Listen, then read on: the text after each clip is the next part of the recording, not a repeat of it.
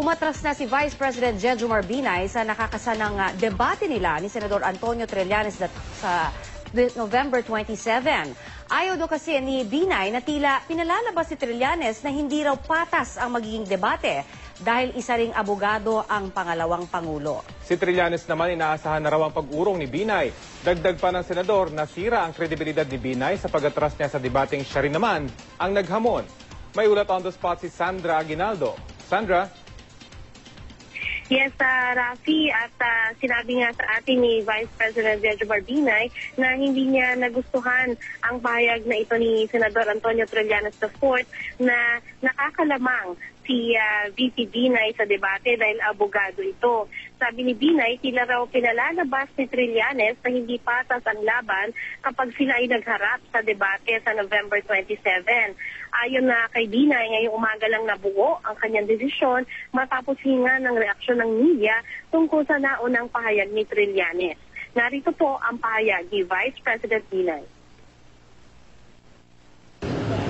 Sir, masasabi po ba na tuloy ang debate sa November 27? Hindi na, ayoko na. Ayoko na nga ng ganun eh. Dahil sa lumalabas ko, mapang-api ko, sinasamantala ko yung advantage ko, if ever I have an advantage. Ang advantage ko lang dito, dapat mag-uusap kami sa totoo lang. Pag-uusapan namin facts. Kaya baka po ang sasabihin naman po kayo umatras kayo. Ay, hindi ito. Harapan tayo, wala tayong prepared questions, walang ano. Ayoko naman nung hindi pa nag-uumpisa, parang pagkatapos ng usapan, sinabi ko na walang mga ano pangit naman yun. Para bang inaapi ko, sinasamantala ko siya. Kasi ayon kay Binay ay hindi niya nabasa sa dyaryo o napanood sa TV ang pahayag na iyan ni Trillanes. Ang pahayag kasi ni Trillanes ay sinasabi niyang nakakalamang si Binay dahil ito ay abogado samantalang siya ay sundalo. Ang kanyang background ganun naman ay kanya daw pagsusumikapan at paghahandaan yung parating na debate. At ayon kay Binay, narinig lang niya sa ibang tao ang pahayag na ito ni Trillanes at sa tingin niya ay hindi maganda na hindi pa man nagsisimula ay may ganito na itong pahayag.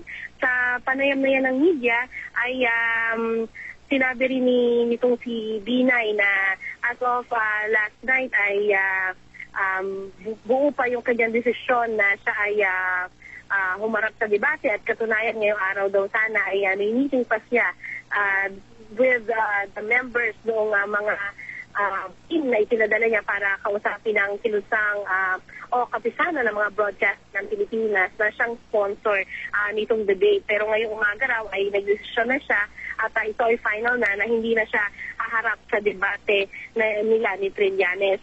Ang panayam po na iyan ay naganap dahil siya ay nagpunta sa Philippine Marines Headquarters, siya ay naglakad kasama ng mga sundalo ng Marines at siya rin ay kinantahan ng birthday song dahil 72nd birthday po ng President at siya rin ay inalayan ng cake ng mga sundalo ng Philippine Marines. Yan muna ang pinakahuling ulat. Rafi, Connie.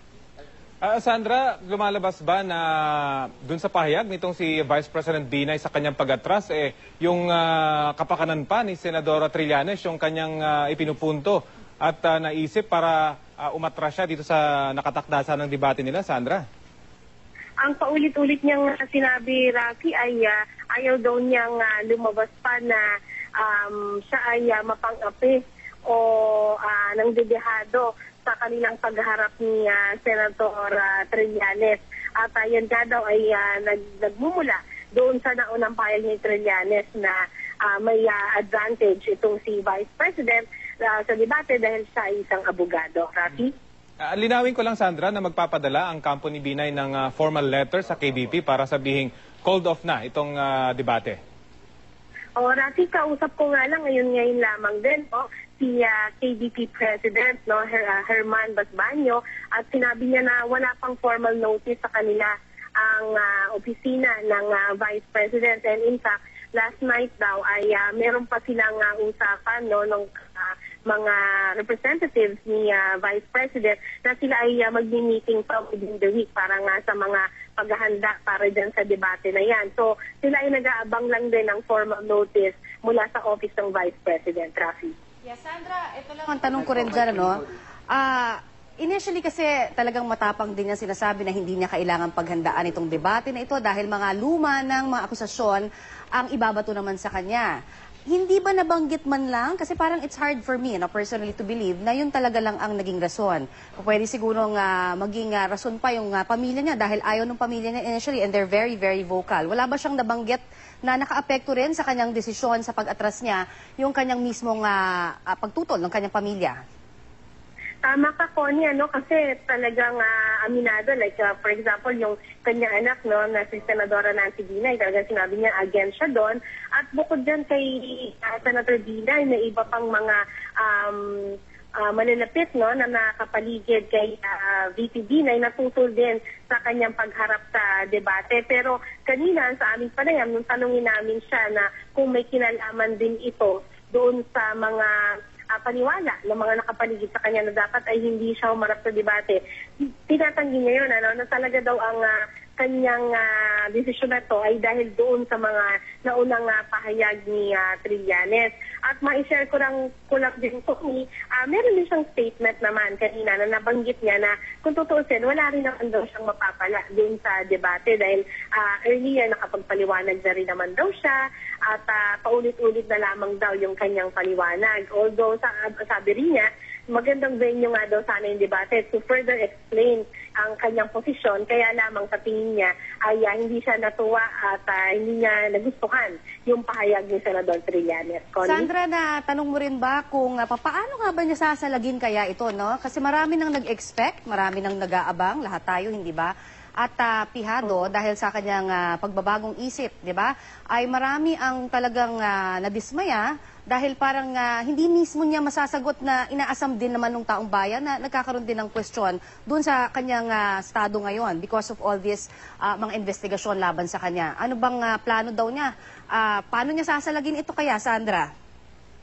Ayun, kaya nga, natanong siya, ilang beses din na parang kasi baka lumabas, umatras siya. Parang hindi niya itinuloy, considering ko rin na siya yung naghamon nito. At true enough, ay meron na nga kasunod kaagad na pahig si Senador Trillanes na parang tingin niya talagang kumbaga na umatras lang talaga itong si Senator o si Vice President Binay. Ganun pa man, sa tanong na iyan, ayaw nang direktang i-address pa ni Vice President Binay. Sinasabi niya, bahala na yung tao kung anong iisipin nila.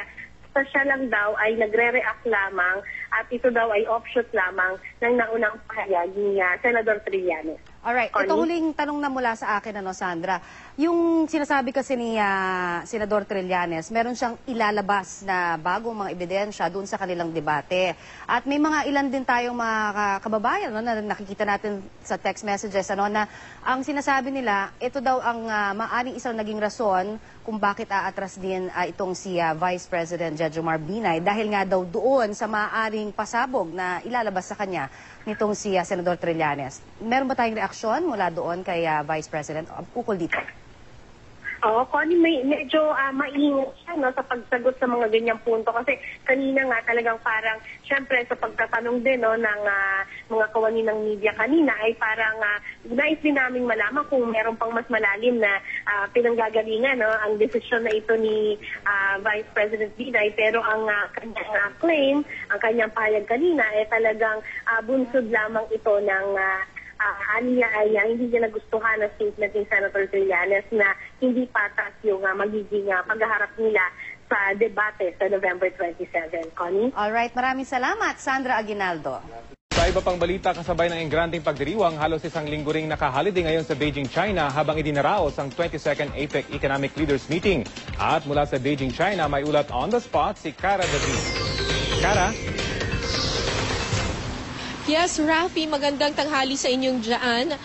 Sa unang pagkakataon ay nagkita na si Chinese President Xi Jinping at Pangulong Noynoy Aquino. Nangyari yan kagabi sa isang welcome dinner kung saan grande nga yung naging pagsalubong ni Chinese President Xi Jinping sa 21 heads of state na dumadalo dito sa APEC Economic Leaders Meeting sa Beijing, China.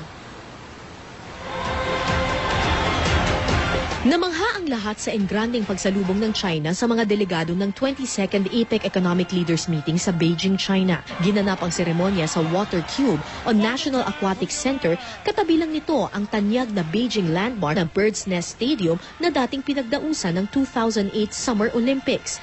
62,950 square meters ang lawak ng Water Cube na nagdingning sa kulay bughaw nitong ilaw. Lahat din ng kalsada patungo sa venue ay inilawan ng matitingkad na kulay. Sa gilid ng kalsada, libo-libong mga kabataan at cultural dancers ang sumalubong sa mga sasakyan ng mga delegado. Bawat isa sa mga delegado nakasuot ng tradisyonal na kasuotan ng mga Chino. Pagpasok sa loob ng Water Cube, isa-isang sinalubong ni Chinese President Xi Jinping ang mga leader ng 21 APEC member countries. Sa APEC photo session ng 21 heads of state ng APEC, nakatabi ni Pangulong Aquino ang pinuno ng Brunei na si Sultan Hassan al-Bolkiah at Russian President Vladimir Putin. Pagkatapos ng welcome dinner at ilang cultural performances, nagkaroon ng engranding fireworks display para sa mga delegado ng APEC. Pero hindi lang sa mga engrandeng pailaw, gusali at mahigpit na seguridad ang pinagkaabalahan ng China para sa pag-host nito ng APEC. Batid ng China na may problema sila sa Beijing sa larangan ng air pollution at traffic congestion. Mga bagay na ayaw nilang maranasan ng mga lider ng 21 bansa ng Asia-Pacific region sa pagpunta nila sa Beijing. Kaya ilang araw bago magsimula ang APEC Summit, nagdeklara ang Beijing ng 6-day holiday para sa lahat. Kung kaya pagtitingnan mo ngayon ng mga kalsada sa Beijing, halos walang katao-tao. Nagpatupad din sila ng mas mahigpit na odd-even traffic scheme para mabawasan ang mga sasakyan. Para naman mabawasan ang air pollutants, lahat ng construction projects sa Beijing at sa mga karatig nitong lugar, pansamantalang pinatigil. Tinatayang mahigit 2,000 construction sites ang naapektuhan ng shutdown. Rafi, next year, ang Pilipinas naman ang magiging host na ng APEC Summit. Kaya kagabi, nung nanonood kami, ang tanong na nasa utak ng lahat, lalo na ng Philippine delegation dito sa Beijing, China, ay mapapantayan ba ng Pilipinas yung ganitong klaseng paghahanda ng China? Pero kaninang umaga, may mga nakausap tayong ilang mga miyembro mula sa delegasyon ng Malacanang. At sabi nila, kakayanin naman daw ng Pilipinas dahil may iba naman daw kultura ang Pilipinas at kilalang-kilala tayo lalo na sa ating hospitality at posibleng ito yung mas magiging matingkad kapag tayo na ang naging host nitong APEC Summit next year yan. Samantalang ngayong araw ay puspusan yung pagtatrabaho ng 21 APEC leaders. Buong araw yung kanilang trabaho, nagsimula yan alas 9:30 kaninang umaga. Magtutuloy-tuloy yan hanggang mga alas 2 ng hapon mamaya. Closed ito for the media, so wala pa tayong detalye kung ano yung nangyayari. Ang alam lang natin ay magkakaroon ng meeting yung 21 APEC economic leaders. Pagkatapos, magkakaroon sila ng tree planting session at APEC family photo session. Mamaya rin mangyayari yung official turnover ng pag-host ng yung chairmanship ng APEC from China papunta naman sa atin sa Pilipinas. Yan muna ang latest mula dito sa Beijing, China. Balik sa iyo, Rafi. Maraming salamat, Cara David. Para po sa ating mga taga-subaybay, magkakaroon po tayo ng serye ng special reports tungkol pa rin po sa kalusugan. At para po sa una nating ulat ngayong araw, tatalakayin po natin ang madalas na inireklamong mga pampublikong palikuran. Nako po mga misis, pasintabi ho ha, lalong-lalo na ho sa inyong mga kumakain. Narito po ang aking report.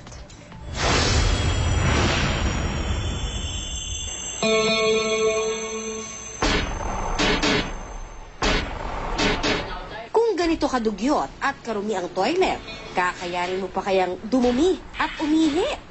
Tila wala na nga raw comfort sa pagbisita sa mga comfort room sa pampublikong lugar dito sa Metro Manila.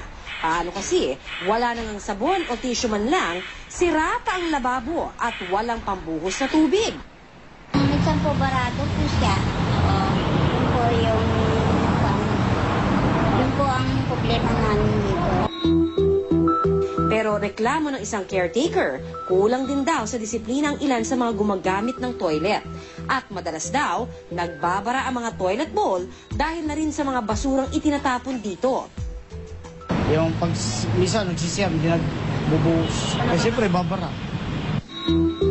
Ang ibang public toilet tuloy, naniningil ng 3 piso hanggang 5 piso para mas maalagaan daw ang mga CR. Mas malala naman ang sitwasyon sa isang pansamantalang public toilet sa Quezon City. Ang dating container ng tubig, ginawang toilet bowl. At ang mga harang sa CR, gawa lang sa tarpaulin o mga pira-pirasong kahoy. Pero kung tutuusin, mas swerte pa nga raw maituturing ang mga may access o nagagamit ng mga palikurang gaya nito. Dahil ang ilan sa ating mga kababayan, wala raw talagang matakbuhan sa oras na tawag ng kalikasan. Ayon po sa datos ng UNICEF nitong 2012, 3 sa bawat 10 Pilipino ang walang access sa palikuran. Tulad na lamang ng ilan sa mga residente sa barangay Ampid 1 sa San Mateo Rizal, kung saan ang ilan sa mga 200 pamilya na naririto ngayon ay ginagawa na lamang palikuran, ang ilog na nakikita ninyo sa aking likuran. Problemang dumadagdag sa ating pong usaping pangkalusugan at kapaligiran. 15 taon nang nakatira sa tabing ilog ang pamilya Salien. Wala silang palikuran, kaya eto, para-paraan na lang. Paano hong ginagawa natin? Kung kinakailangan ho nating dumumi, umihi, anong paraan? Minsan po nilalagay po na namin sa plastic po at saka hinahagis na lang po sa ilog po. At saka minsan po nilalagay din namin sa papel, yung dyaryo po. Yung hinahagis po namin.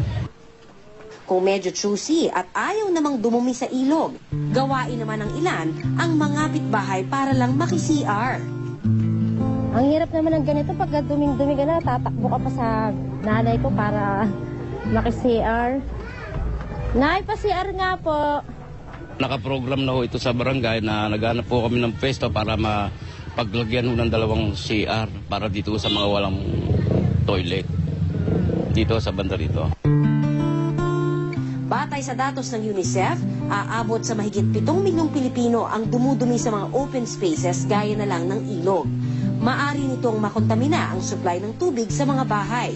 Pwede rin daw itong pagmula ng iba't ibang sakit gaya ng urinary tract infection, diarrhea, bulate, cholera at iba pa. By the end of 2015, inaasahan natin ng at least 84% would have an access to, say, a toilet sa ang mga individual. Currently, ang estado natin, base sa WHO standard at UNICEF, nasa 74% tayo. Kaya payo ng DOH, ugaliing buhusan ng tubig ang inodoro matapos umihi at dumumi, maghugas ng kamay at panatilihing malinis ang kubeta. Kaugnay pa rin ang pag-atras ni Vice President Jejomar Binay sa debate, makakausap naman natin ang makakatapat niya dapat na si Senador Antonio Trillanes IV. Magandang tanghali po, Senator Trillanes. Si Rafi Tima po ito at live po kayo sa Balitang Hali. Magandang tanghali po sa inyo, Ginoong Rafi, at sa ating mga televiewers. Opo, ano po yung reaction nyo dun sa biglaang pag-atras nitong si Vice President Binay? Alam niyo po, nadidismaya po tayo dun para sa kanya dahil ito po ay ang pagkakataon na maipaliwanag niya ang kanyang panig ukol dito sa mga issue na ito.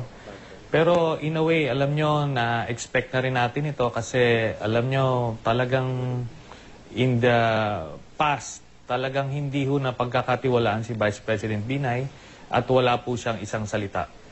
At lumalabas po, Senator Trillanes, na concern niya magmumukha kayong magmumukhang hindi patas yung debate dahil siya sa abogado at kayo ay hindi. Yung reasoning na ganun po ba ay matatanggap niyo, Senator Trillanes?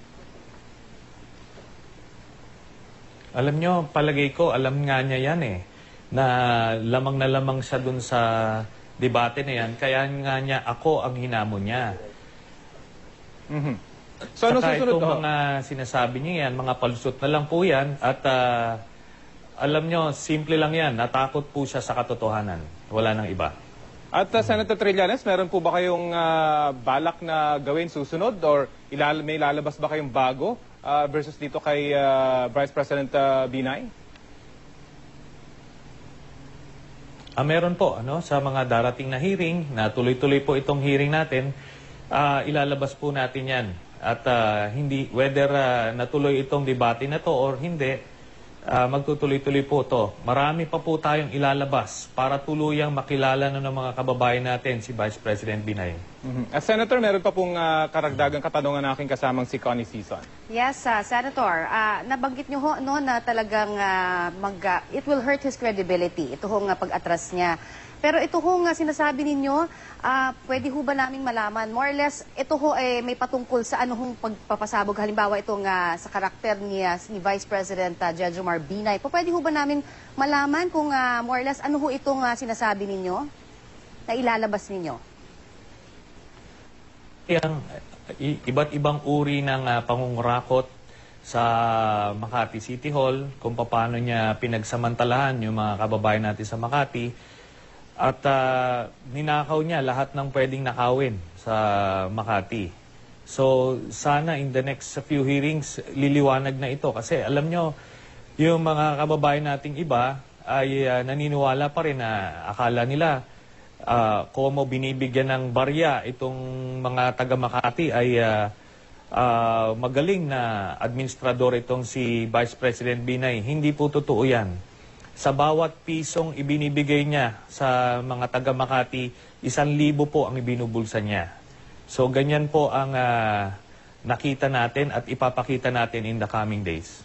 So pwede ho malaman, bukod ho kasi ang daming sinasabi na sa hearing natin, bukod dun sa parking lot, ito hong eskwelahan, ano pa ho yung hawak may hawak ho kayong ebidensya, talagang kumbaga solid na mapapakita ho talaga yun sa mga aligasyon nyo laban kay Vice President? Naipakita na po natin yan. Yung mga salaysay po ni Vice Mayor Mercado, insider information po yan, eyewitness account po yan, solid po yan. Tapos din naman po dun sa mga building, mga documents po ito, mga galing po ito sa COA at sa City Hall mismo. So, lahat po ay titindig sa korte. At ito lang, dadagdag ko lang, Miss Connie, na lahat po ito ay naibigay na po sa Ombudsman at sa DOJ. So, tuloy-tuloy po ang investigasyon nila. Kaya hindi po tayo nakakasagabal in any way sa investigasyon dun sa Ombudsman at DOJ. Kaya itong ginagawa natin sa Senado ngayon ay bukod sa pinapakita natin sa mga kababayan natin kung paano ginahasa ni Vice President Binay ang Makati, ay pinapakita rin natin dito yung mga iba't ibang uri ng korupsyon na kung saan ito yung mga kailangan natin na gawa ng panukalang batas para hindi na ito maulit muli. Alright, maraming salamat po sa inyong oras, Senador Antonio Trillanes IV. Makakausap po naman natin ang Secretary General ng United Nationalist Alliance, si Sinabotas Representative Toby Tiangco. Congressman Tiangco, magandang tanghali po sa inyo. Si Connie Sison po ito at live po kayo sa Balitang Tanghali. Yes, Connie, magandang tanghali. Una po sa lahat, tama ho ba na kayo ang isa sa mga nagpapayo kay VP Binay na huwag nang makipagdebate ho kay Senator Trillanes? Yes, ako ay aminado na ako ang isa sa pinaka-vocal, sa pinakatutol doon sa pagdedebate ni Binay kay Mr. Trillanes. Bakit ho? Ano hong nagtutulak sa inyo para naman na pigilan itong si Vice President, knowing very well na ito ho ay talagang magiging in question dahil siya ho ang nagyaya in the first place, hindi ho ba? Bakit ko ho ayaw siya makipagdebate kay Senator Trillanes? Kasi tingnan nyo, paano ho kayo makikipagdebate sa isang taong walang salita, okay? Unang-una, kung matatandaan natin, noong pumunta siya sa opening ng Sanchamp ni Ginoong Tony Chu, magpunta ho kayo sa YouTube, i-type niyo ho Trillanes Sanchamp. Ang sabi niya ho doon, hindi ko lang ma-quote ng direkta dahil wala yung papel sa akin, pero in short, ganito sabi niya. Sabi niya, kaibigan si Tony Chu. Sabi niya, masama yung pakiramdam niya. Pero dahil kaibigan niya si Tony Chu at maganda ang ginagawa ni Tony Chu, siya ay visionary sa agricultural sector at suportahan si Tony Chu. Yan ho ang sabi niya ng opening ng Sanchamp. isipin nyo, paano naman kayo makakipagdebate sa isang taong ganun. Ngayon naman, ang sinasabi niya, si Tony Chu ay dami ni VP Binay. Tinakot pa niya si Tony Chu na kung hindi ilalaglag si VP Binay, ay talagang papahirapan siya. So isipin nyo, paano naman kayo makikipagdebate doon sa isang taong ganon? Pangalawa ho, sinabi ho ni Tony Chu na siya ho ay nag-donate ng 150,000 sa campaign ni Senator Trillanes. Hanggang ngayon ho, hindi pa ho napapakita ni Senator Trillanes na diniklara niya sa kanyang statement of contributions and expenses sa election yung 150,000 na yun. Yan ho ay isang election offense. So, ito kung ikaw ay gusto mo makipagdebate, dapat may isang salita ka. Hindi ba pwede yung babaligtad ka na lang sa salita mo? Saka tignan mo yung laging ginagamit niyang salita. Takot. Ano ba to? Hindi naman to takutan eh. Ito'y tungkol sa katotohanan eh. Yan ang lagi sinasabi niya. Takot. May papasabugin. Kala ko ho, tapos na ho yung kanyang mga araw doon sa Oakwood tsaka sa Pinis. Pero ganun pa rin ang kanyang pag-iisip eh. At ngayon, lalo akong nakumbinsi na hindi talaga dapat puntahan yung debate dahil tingnan nyo, sinasabi niya in aid of legislation yung kanilang investigasyon. Pero ang sinasabi nila, gusto nila ipakilala sa taong bayan yung di umano'y mga katiwalian Binay. So yan lang ang nagpapatunay na yung sinasabi nilang in aid of legislation na ginagamit na sa Senado ay hindi totoo. Ngayon, nadinig ko din sa kanyang interview, sabi niya sa bawat piso, 1,000 daw yung di umano'y ninanakaw.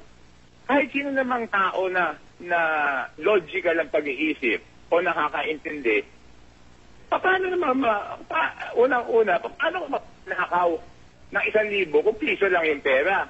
So yan ay puro invento at wala pa siya napapatunayan na pag nanakaw hanggang ngayon, nakalabing-isang hearing na ho, wala pa sila napapatunayan, puro akusasyon nila, puro invento nila. Pag yung witness nila ang nagsasalita. Congressman? Alright, mukhang naputol po ang linya natin at susubukan na lang po nating balikan si Navotas Representative Toby Tiangco. Pero he was able to very well explain naman yung side nitong si VP Binay kung bakit umaatras. At siya talaga yung pinaka-vocal, nabanggit nga niya, siya yung pinaka-vocal doon sa pagtanggi doon sa debate, bagamat na-overpower siya ni Vice President Binay. Pero ngayon nga, hindi natuloy according to the wishes of Congressman Tiangco. Kumbaga, siya na ngayon ang nasunod yung kanyang wishes. Pero ang itatanong ko nga rin sana sa kanya, sana maibalik natin siya sa ere, kung ready sila sa backlash. Kasi exactly. Kahit na anuman ang rason ni Vice President Binay, tiyak na magkakaroon na ng backlash ito lalo na sa publiko na nag-aabang nga dito sa magaganap sanang debate. Ako naman, kasi on the part naman na sinasabi na maaaring maka-apekto talaga ito sa kanilang partido. In the sense that yung credibility nga, no? So balikan natin ngayon si Navotas Representative Toby Tiangco. Sir, good afternoon again.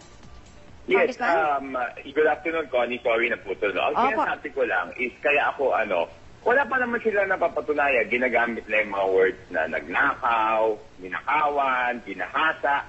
Alam niyo, nakaka-11 hearings na wala pa sila napapatunayan. Tignan niyo yung hearing nila. Kapag yung kakampi nila ang magsasalita, papabayaan nila. Kahit nagsisinungaling under oath, hindi nila pinipigilan o hindi nila pinapailan ng perjury. Pero pag hindi pabor sa kanila, puputulin nila. Kami nga ni Attorney JV, authorized to speak in behalf of the Vice President. Ayaw nila kaming pagsalitain. Opo, sir.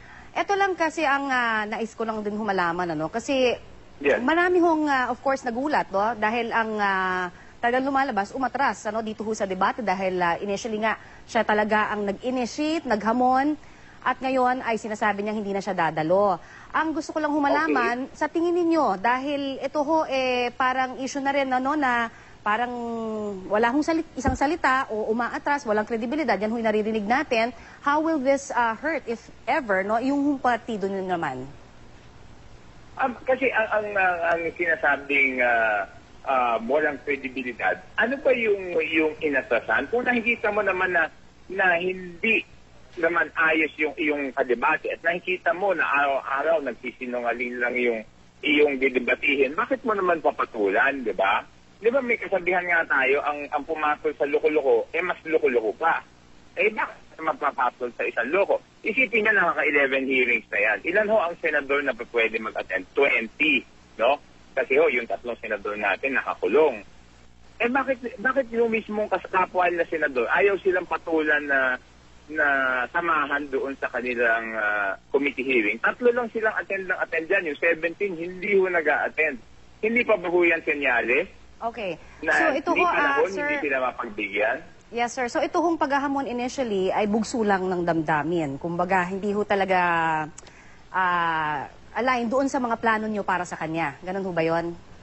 Actually ang nangyari ho niyan, ako ho ay nagulat na hindi ko nakita yung paghahamon. Nakita ko na lang ho yung sagot ni Senator Trillanes. At hindi pa ho kami nagkakausap ni VP Binay doon. Nagpa-interview na ako. Sinabi ko, hindi ako pabor dyan. Alright. Kasi nga, I was trying to convince him, sir, wala kayong panalo kapag hindi nagsasabi ng totoo yung iyong kadebate. But admittedly, I was happily surprised this morning when I found out. But surprised because kahapon magkasama ho kami ng after lunch until mga 3 o'clock.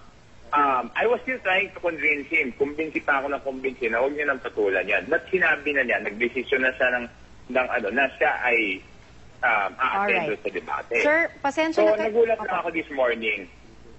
Oo po, pasensya na po at nakukulangan na tayo ng oras. Pero narinig ho namin, loud and clear ang inyong salaysay naman. Ukol pa rin dito sa isyong ito. Maraming salamat, Navotas Representative Toby Tiangco. Yes, thank you. Ipinagbabawal sa batas ang pagtitext habang nagmamaneho. Pero ang ilang motorista, sige pa rin sa pagsuway rito. Bakit nga ba hindi nito mapigilan? Alamin sa balitang hatid ni JP Soriano.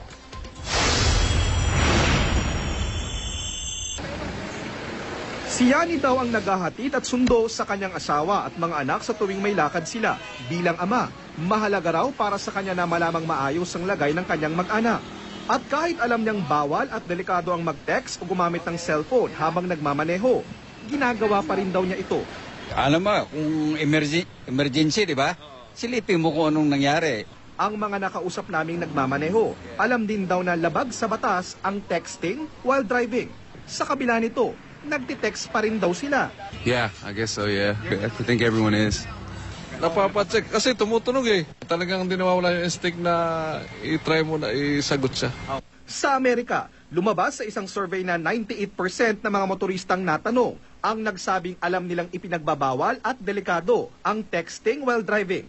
Pero marami sa mga natanong sa survey ang umaming nag-text habang nagmamaneho. Ang dahilan daw ng mga umaming nag-texting while driving, kaya nilang pagsabayin ang pagmamaneho at pagte-text. Ilan pa raw sa mga rason ng mga natanong sa naturang survey. Nag-aalala raw sila na hindi masagot ang importanteng text o tawag.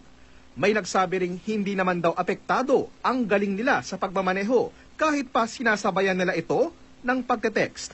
Meron ding sumagot na addict na raw sila sa pagte-text at hindi mapakali kapag hindi sila mag-reply sa text message. Paliwanag ng isang psychologist, nakaprogram daw ang utak ng tao na sumagot sa isang nakaugaliang tunog o salita gaya ng text tone, lalo na kung ito ay sinadya mong gamitin o ikaw ang nag-set sa iyong phone. Dahil daw sa tinatawag na stimulus behavior, nagkakaroon ng isang tao ng selective attention sa mga tunog o salitang alam nating para sa atin, gaya raw halimbawa ng paglingon kapag tinawag ang iyong pangalan. Pag meron tayong narinig na tunog, minsan instinctive natin, out of instinct, sasagutin natin yan. Ayon sa MMDA, ipinagbabawal ang pagte-text o paggamit ng cellphone habang nagmamaneho at may multa raw na 200 pesos ang mahuhuling gagawa nito. Ang problema, usually madali lang mahuli, pero mahirap i-prove to kasi once makakita sila ng mga traffic constable sa daan, mapapansin mo talaga nagbababa na ng mga kamay yan. So, ang hirap manghuli din. Sabi naman ng LTO, posibleng pumasok sa violation ng reckless driving ang texting while driving sa ilalim ng Joint Administrative Order o JAO ng DOTC na may multang aabot sa 2,000 piso. Alam naman natin, if you're texting while you're driving, that really endangers not only you, the driver, but your passengers and other motorists on the road as well. JP Soriano, GMA News. Mahigit 2 bilyong pisong halaga naman ang nasamsam na mga iligal na droga ang sinunog ng PIDEA sa Cavite. May ulat on the spot si Jay Sabale. Jay?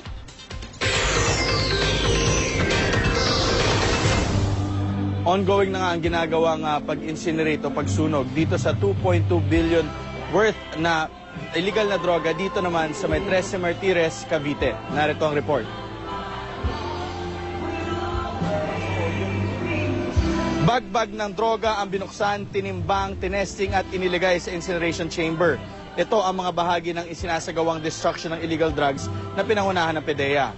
Mahigit 2.25 billion pesos ang ipinagbabawal na gamot ang sinasailalim ngayon sa incineration sa Barangay Aguado dito sa Cavite. Ang mga nasamsam ng PDEA at iba pang ahensya ng gobyerno na mga ipinagbabawal na gamot sa kanilang operation ay galing sa iba't ibang korte sa buong Luzon.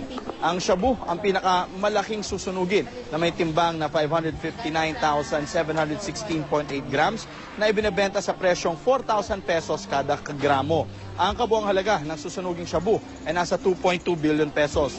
Susunod naman dito ang cocaine na may timbang na 1,032.5 grams na may presyong 6,000 pesos bawat gramo.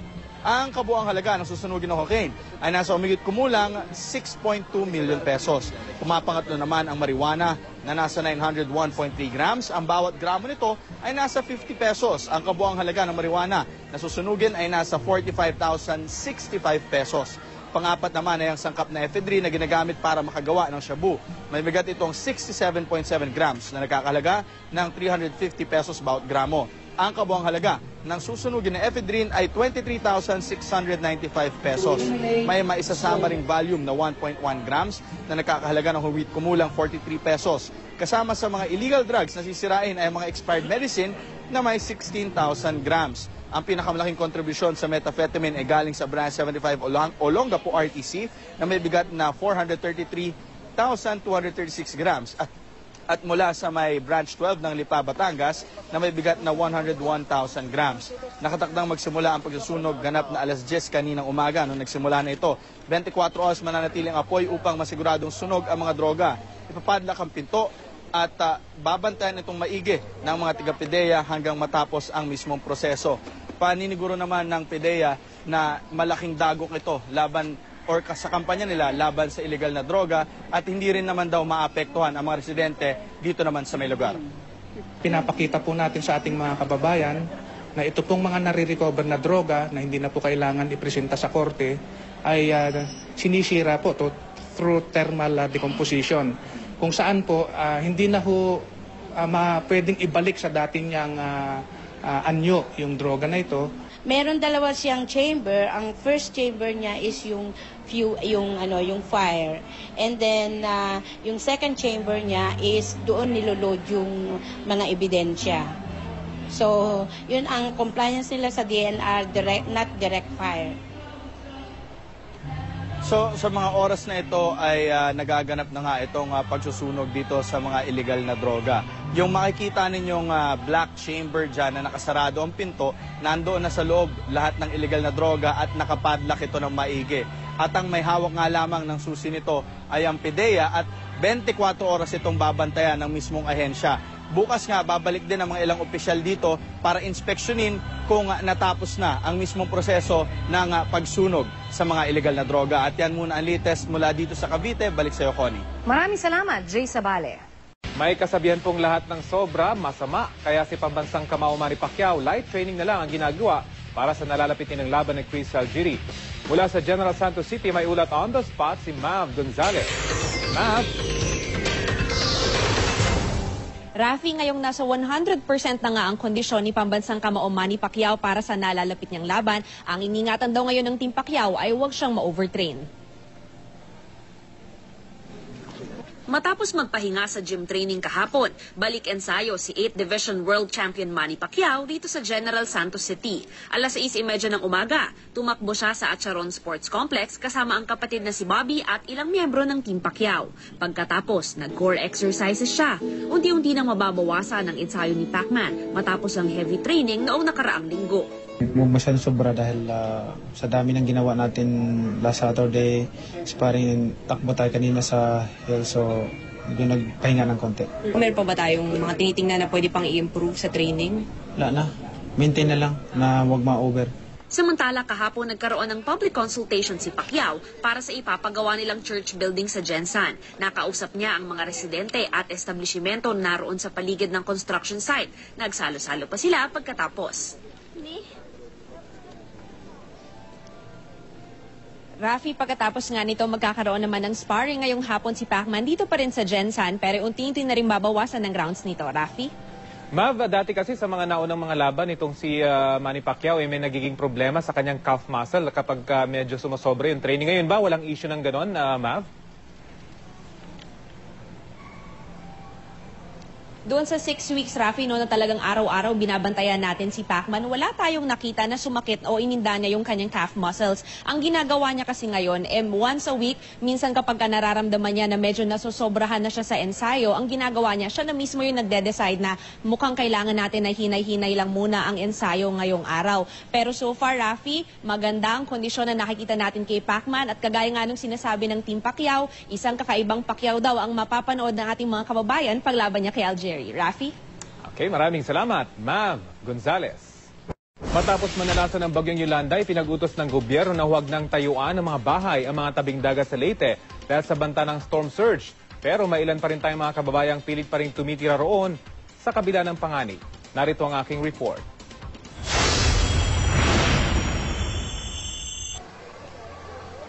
Matapos ang bagyong Yolanda, Build Back Better na ang bukang bibig ng pamahalaan para maiwasan ang trahedya ng pagkamatay ng libu-libo nating mga kababayan dahil sa kalamidad. Kasama sa pulisiyang ito ang pagsisiguro na mga tabing dagat tulad nitong aking kinatatayuan ay hindi na tatayuan ng mga residential homes. Patunay, ang bahay na ito nagawa sa konkreto na walang sinasanto ang storm surge. Pero isang taon matapos ang Yolanda, makikitang balik sa tabing dagat ang mga dati nakatira rito at maswerteng nakaligtas sa hagupit ng bagyo. Makikipagsapalaran pa rin daw sila rito sa kabila ng panganib. Si Joey sa lugar na raw ito ipinanganak. Kahit namatayan ng mga kapitbahay noong Yolanda, hindi raw siya pupunta sa mga iniaalok na bunkhouses. Tulad ng mga taga-bunkhouse, dating nakatira dito, wala naman silang magawa. Kanti ang iba sa kanila, tumitira out, bumalik dito, nagtayo ulit. Kasi wala namang hanap buhay dun eh. Ang naisip na solusyon ng pamahalaan, magtayo ng mahabang dike sa dalampasigang tulad nito. Dito noon sinasabing lumanding si General Douglas MacArthur noong World War II. At kung masusunod ang plano ng DPWH, ang mahabang baybayin na ito mula sa Tacloban hanggang dito sa Palo at Tanawan, posibleng lagyan ng road dike o kaya naman ay seawall na kayang humarang ng hanggang 4 na metrong storm surge. Initial estimate, this will cost about 7.5 billion. Pero ang maproproteksyonan po nito, mahigit kumulang 27 square kilometers. Mahaba at malawak na pag-aaral umano ang isasagawa ng pamahalaan sa proyektong ito. Lalo pat posibleng may epekto ito, hindi lang sa kabuhayan ng mga nakatira malapit dito sa dagat, pero maging sa kalikasan. Pero habang hindi pa naisasakatuparan ang planong ito, ang tanging depensa ng mga residente rito ay umalis sa kanilang mga tahanan kapag may panganib para maiwasang maulit ang trahedyang katulad ng dulot ni Yolanda. Naglabas naman ng advisory ang Philippine Overseas Employment Administration o POEA laban po yan sa mga bagong recruitment scam. Ang panloloko nagagawa po sa pamamagitan ng internet at mga transaksyon sa email. Balitang hatid ni Dano Tingkungko.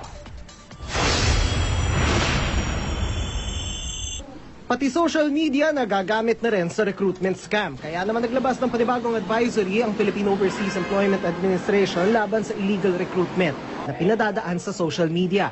Nauna nang nagpalabas ng babala ang POEA laban sa illegal recruitment na idinadaan sa email. Partikular na tinarget ng advisory ang isang Facebook account na nangangakong magpapadala ng mga nurse at caregiver sa Canada at Australia. Ang Facebook account na may halos 14,000 likes, walang address na mapupuntahan. Ang transaksyon sa pamagitan ng email. Ang nakatawag ng pansin ng ahensya ang pangakong mabilis na deployment at no placement fee. Maging ang nakalagay sa post na hindi kailangan ng karanasan o kahit PRC license ng aplikante. Upon scrutiny, tiningnan namin kung saan ba magtatrabaho, may principal ba or may agency, wala naman. O kung titingnan natin, dapat bago siya umalis, kailangan may proseso talaga siyang dadaanan. So kung immediate deployment, nangangahulugang napakabilis naman yata. Mabilis na pag-alis. hindi kailangan experience o may alam ka, dapat ito yung mga red flag na ating titingnan. Wala raw sa listahan ng POEA accredited agencies ang naturang ahensya na nakita nila sa Facebook. Sa ngayon, ito pa lang daw ang insidente ng social media-based illegal recruitment. Pero marami pa raw silang binabantayan na insidente ng panluloko sa mga gustong mag-OFW online. Ang modus daw dito, sa email ang palitan ng dokumento, ang bayaran wire transfer. Pero kung di nawawala ang recruiter, tangay ang pera ng aplikante, kung makalabas nga ng bansa, posible siyang mabiktima ng human trafficking. Kung ikaw ay lumabas ng bansa na undocumented ka at merong hindi magandang nangyari sa'yo, mahihirapan tayong mag-trace or mapauwi ka kasi wala tayong hahabulin agad na ahensya. Ang pagiging dokumentado, hindi raw kailangang komplikado. Kung may magre-recruit sa iyong agency, hanapin sa website ng POEA ang 3 bagay. Pangalan ng recruitment agency, trabahong kukunin abroad, at pangalan ng employer. Kung isa sa mga ito wala sa accredited list ng ahensya, bitawan na ang offer. Kung direktang mag-a-apply ng trabaho sa banyagang kumpanya, kailangan pa rin dumaan sa POEA at ipakita ang kaukulang papeles para makakuha ng Overseas Employment Certificate na magsisilbing proteksyon sa ibang bansa. Kung tayo marunong o tayo aware sa mga ganyan, kung talagang interesado ka mag-abroad, siyempre alamin mo muna bago ka mag-apply. Parang magtatrabaho, alamin mo muna kung anong trabaho bago mo pasukan. Dano Tingkongko, GMA News. Ngayong makabago ng panahon, abay high-tech na rin ang paghahanap ng ka-date. Patok ngayon sa mga single ang mga online dating application. Pero mga kapuso, ingat po dahil pwedeng mauwi sa bangungot ang paghahanap nyo ng kapareha. Balita hatid ni PR Kanghel.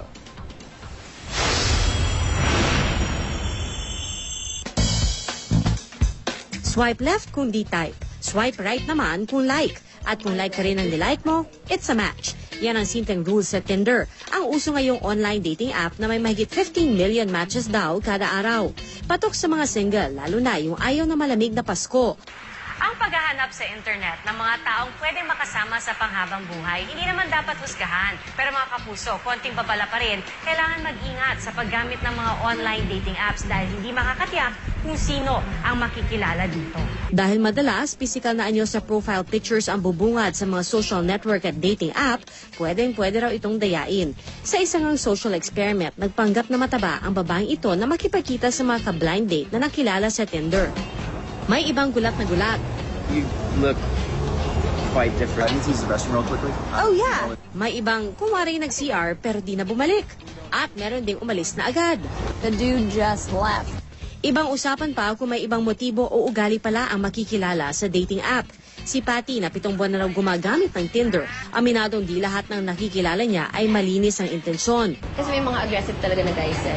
And be always careful and smart. Kasi parang minsan may profile, kahit sabihin mo kung sure ka na fake or hindi, minsan may instinct na parang, this must be fake. Parang there's no way na siya yan or whatever. So yun. Tsaka ingat-ingat lang when you talk to them. Kaya di niya ibinibigay ang ilang personal na detalye tungkol sa kanya. Mabuti't hindi napahamak si Patty. May ilang mga meetup kasi na nauuwi sa panggagahasa o pagdukot. Andyan din yung potential na magamit din yung app sa ng mga masamang loob, no? Kagaya ng mga kidnapping. So possible yan kasi madali ka matetrace kung asan ka eh. Saka maobserbahan yung galaw mo. Payo ng isang sociologist, kilatising maigi ang kausap. Kung nakita mo sa Tinder, try also to look on other social media sites. The conversations usually last for about 3 days to 1 week before we decide to meet up. Kasi by that time, usually, may gauge mo naman if the person is okay or if he's not a serial killer or he's not dangerous. Kung makikipagkita, gawin ito sa pampublikong lugar at magsama ng kaibigan. Iwasan din ang pag-inom ng alkohol. You will find a lot of creeps and unappealing people there. But of course, there are those who are, who are modest and honest there. And you can, hopefully you'll be happy once you meet them. Just be true to yourself. Don't lie. PR Kanghel, GMA News. Samantala, imbis na sermon, promotion ang natanggap naman ng traffic enforcer na naging viral sa social media dahil po yan sa sideline niyang pagbibenta ng kakanin sa kalsada. Balitang hatid ni Cesar Apolinario.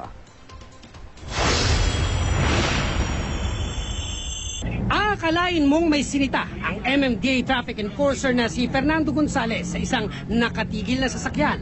Pero maya-maya, may kinuha siya sa dala niyang payong. Si Fernando nagtitinda pala ng kakanin. Nalaman ito ni MMDA Chairman Francis Tolentino kaya ipinatawag siya sa opisina. Kinabahan lang ako. Hindi ko alam kung anong gagawin ko. Nang makaharap si Tolentino, lalong kinabahan si Fernando. Si Director Lydia nandyan, ano? Sa loob. Patawagan natin. Yun, reaksyon. Pero iba pala ang ibibigay sa kanya ng kanyang hepe. Nanginginig pa siya, ano? Relax ka lang, relax. Relax. Mainit kasi ang camera nyo eh. Gawa natin ang paraan ma-promote.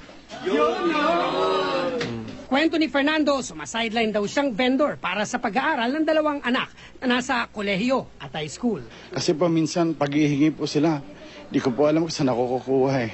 Nagtitinda raw siya tuwing rest day. Paliwanag niya, nagsusot daw siya ng uniforme kahit day off niya.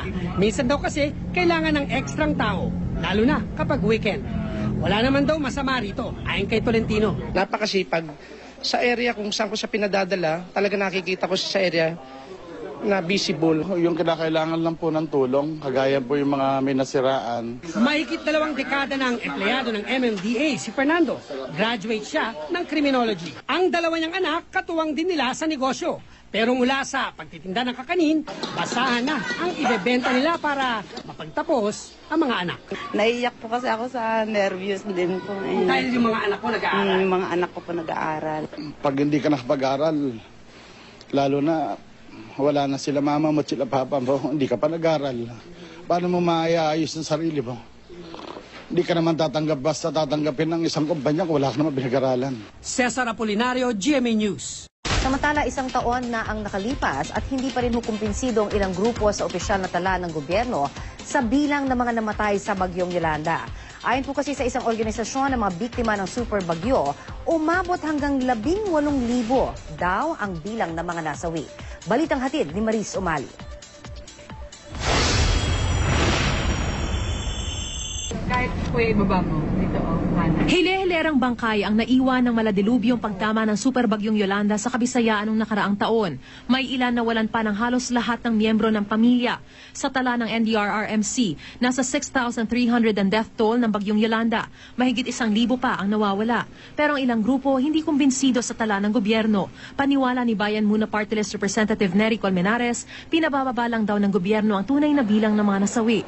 Base raw kasi sa People's Search, ang pinakamalaki umanong organisasyon ng mga biktima ng Yolanda, umabot daw hanggang 18,000 ang bilang ng nasawi. May kredibilidad sila when they estimate 18,000 kasi sila ay mga biktima mismo.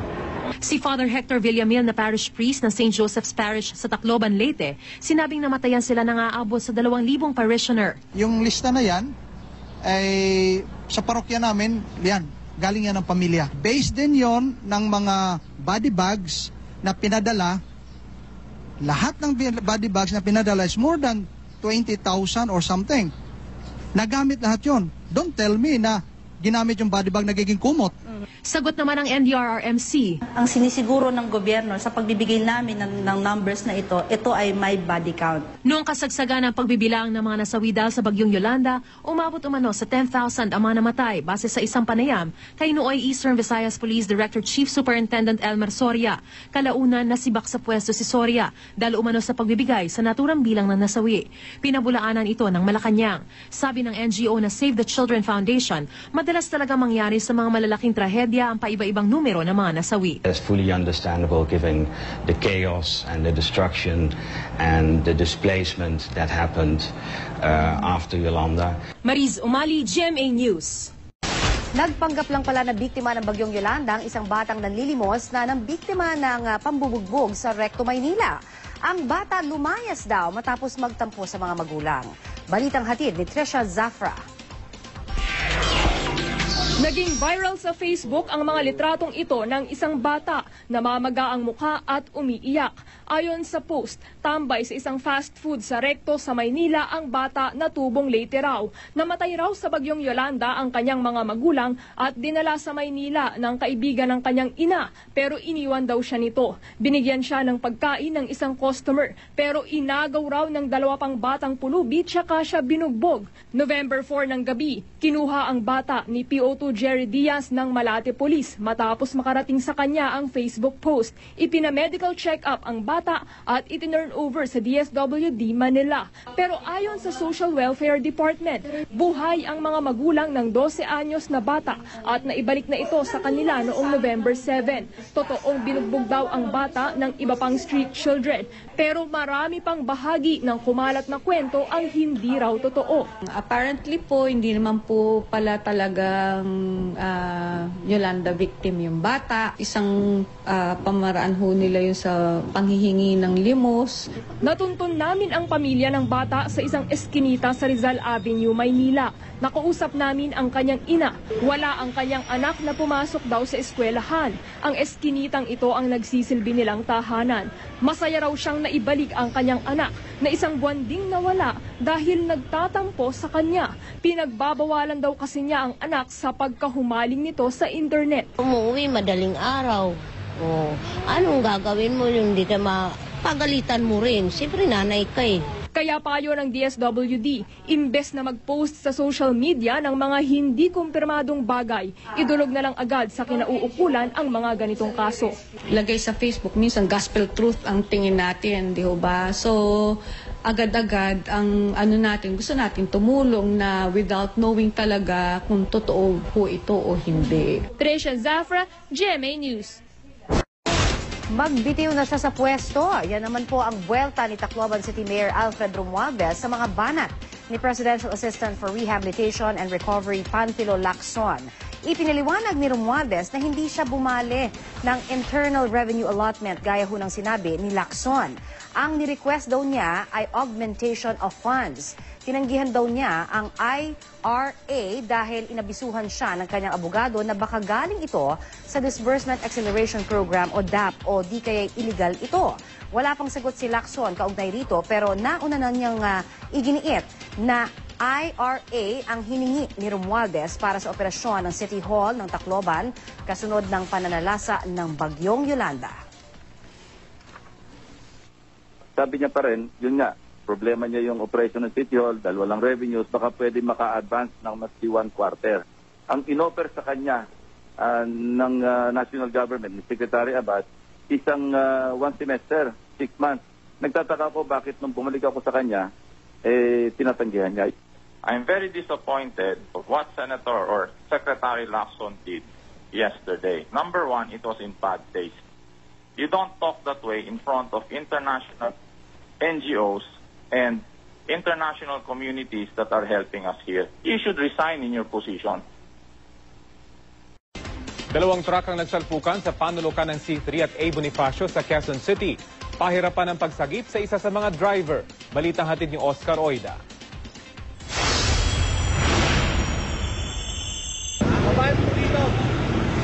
Gamit ang mga tinatawag na power tools, pilit na inaalis sa pagkakaipit ng mga rescuers ang driver ng trailer truck na ito. Pasado alas 3 madaling araw nang tumbukin ng naturang truck ang isang sinusundang 10-wheeler sa C3A Bonifacio, Corner Sergeant Rivera, Quezon City. Sa lakas ng pagkakasalpok, nawasak ng gusto ang unahan ng trailer truck, dahilan para maipit ang dalawang paa ng truck driver na si Feliciano Bayeta. Tuloy, di naging madali ang trabaho ng mga rescuer. Dagdag pahirap pa ang mga miron na dumagsa sa lugar. Nahirapan din tayo, medyo crowded yung tao. As long na andyan naman yung mga power tools din natin, kasama yung MMDA rescue team, at least kahit pa paano pagtulong-tulungan natin. Saka yung sa position ng natin, victim, medyo, yun nga, ipit yung paa niya, pero as long na conscious yung pasyente, kaya nakakapag-coordinate tayo sa kanya. Tumagal lang halos 2 oras bago naialis sa pagkakaipit ang driver. Ayon sa pahinanti ng truck na di naman na paano, nawalan daw sila ng preno. Nawalan po siya ng preno nung hindi niya nakontrol po yung manibela. Yung pagdating sa may stoplight, may nakaparada po doon na yung open truck ng mga bakal yung pangarga. Yun na po, sumargo na po siya. Oscar Oida, GMA News. Balikan na po natin ang ulat ni Ivan Mayrina tungkol nga sa nakatakdang pagdating sa Myanmar ni Pangulong Noynoy Aquino. Ivan? Yes, Rafi, bukas nga ng umaga ay dadalawang Pangulo sa 25th ASEAN Summit dito sa Naypyidaw sa Myanmar. Maliban sa plenary session na dadalawan ng Pangulo kasama iba pang heads of state ng member countries ng Association of Southeast Asian Nations, ay dadalawin ng Pangulo sa ASEAN-India Summit, ASEAN-Japan Summit, ASEAN-UN Summit at ASEAN-Australia Commemorative Summit. Sa araw naman ng Webes, dadalo ang Pangulo sa East Asia Plenary Session at ASEAN-US Summit, ASEAN-China Summit at ASEAN Plus 3 Summit. Ang tema ng ASEAN Summit ngayong taon, Rafi, ay moving forward in unity to a peaceful and prosperous community at kabilang sa mga inaasahang tatalakayin sa 2 araw na serye ng mga pagpupulong ang security issues, climate change, disaster management, and pandemic diseases at nariyan siyempre ang mga karaniwang paksa ng resolusyon ng territorial dispute. Inaasahang isusuro ng Pangulo ang Code of Conduct sa West Philippine Sea na saan 4 na member countries ang umaangkin sa bahagi nito maliban pa sa China. Sa panig din ng Pilipinas, kabila sa mga nais bigyan din ng Pangulo sa mga pagpupulong ang mas malawak na kooperasyon sa larangan ng pangangalakal, proteksyon ng mga migrant workers at suporta sa mga small at medium enterprises. Kabilang sa official delegation ng Pangulo, si Foreign Affairs Secretary Albert Del Rosario at si Trade and Industry Secretary Gregory Domingo. Alas 11 ng gabi, oras dito sa Myanmar, Rafi, ang takdang pagdating ng Pangulo dito sa Myanmar mula sa APEC Summit, dyan naman sa Beijing, China. Rafi. Maraming salamat, Ivan Mayrina. Pinagpapaliwanag ng National Bureau of Investigation o NBI sina Health Secretary Enrique Ona, Assistant Secretary Eric Tayag at iba pang opisyal ng DOH kaugnay ng umano'y maanumalyang pagbili ng mga bakuna laban sa pulmonya. Ayon kay Justice Secretary Laila De Lima, may ilang dumulog sa Pangulo nitong Hunyo para ipagbigay alam ang umano'y anomalya sa pagbili ng PCV-10 vaccine. Binili ang bakuna noong 2012 para sa sakit tulad ng pneumonia at meningitis para sa mga bata. Ito ang binili ng ahensya kesa sa inirekomenda ng World Health Organization na PCV-13. Bukod sa mas murang PCV-13, mas maraming sakit din daw ang kaya nitong pigilan. Nahihirapan naman ang NBI sa investigasyon dahil hindi umano nakikipagtulungan ang DOH. Patuloy na kinukunan ng pahayag ng GMA News sina Ona at Tayag. Pero ayon kay DOH spokesperson Lyndon Lee Suy, wala pa silang natatanggap na detalye kaugnay sa investigasyon, pero handa naman daw silang makipagtulungan. What the Department of Health can actually do as far as this investigation is concerned is we will cooperate with them. So whatever document that they will be needing just to be able na ma-enlighten sila regarding this one, the agency will provide. We just do not know on the extent of the problem, how deep the problem is. Kaya nga ang ano lang namin is we will wait for the official communication pa. Nahihirapan din sila nung una dun sa discrete investigation because being discrete investigation ay hindi sila masyado makapag-access sa mga documents and in fact naging uncooperative daw certain personalities or certain offices or units of DOH. They were given a run around. Tinuturing na malaking tulong sa turismo ng Puerto Princesa, Palawan ang pagdaong ng cruise ship na Superstar Aquarius. Simula ngayong linggo hanggang sa unang 3 buwan ng susunod na taon, linggo-linggo nang dadaong sa pantalan ng lungsod ang cruise ship. Sakay nito ang turista mula sa Japan, Hong Kong, Indonesia, Malaysia at Taiwan. Marami ring Pilipinong crew ang naturang barko. Patay ang isang 14 anyos na binatilyo matapos makuryente habang nagnanakaw umano sa isang sari-sari store sa Navas, Aklan. Ayon sa pulisya, nadiskubre na lang ang labi ng biktima na nakahandusay sa kisame ng tindahan.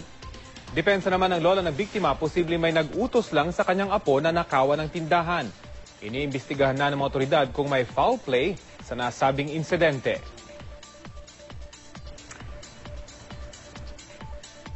Nakaranas ng malakas na ulan ang ilang lungsod sa Mindanao. Sa Davao City, binaha ang ilang lugar. Dahil sa tubig, maraming sasakyan ang tumirik na nagdulot din ng pagbagal ng trapiko kaya't naperwisyo ang mga motorista. Ginabirin sa daan ang ilang commuter. Sa Kidapawan City naman, North Cotabato, nagkalat ang mga bato at basura sa daan matapos anurin ng baha. Dahil umulan, umapaw na rin ang mga daluyan ng tubig sa lungsod na lalo pang nagpataas ng tubig sa kalsada.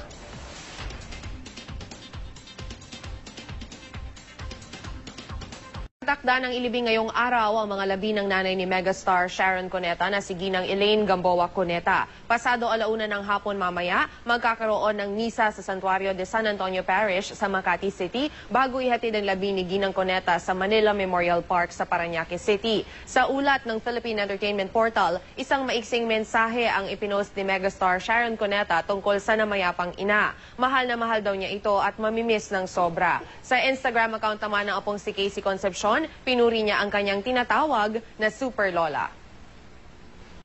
Gusto naman munang matanggap ng kapisanan ng mga broadcaster ng Pilipinas o KBP ang opisyal na komunikasyon mula naman kay Vice President Binay na umaatras na nga siya sa debate kay Senador Antonio Trillanes IV. Ang KBP ang nag-ayos ng petsa, lugar, pati na rin ang panuntunan ng nakatakdasa ng Binay Trillanes na debate sa November 27. Inilatag pa nga nila ang bawal na pagbabangayan sa debate. Bagamat dismayado ang KBP sa desisyon ni Binay, iginagalang naman daw nito ang pag-urong ng pangalawang Pangulo. Pati si Gabby Concepcion, hindi malilimutan ang magagandang alaala kasama ang dating biyenan na si Ginang Elaine Cuneta. Nalulungkot din siya para sa anak niyang si Casey na sobrang mahal ang kanyang lola. Ang Star Bites sa Tinilar, Santiago.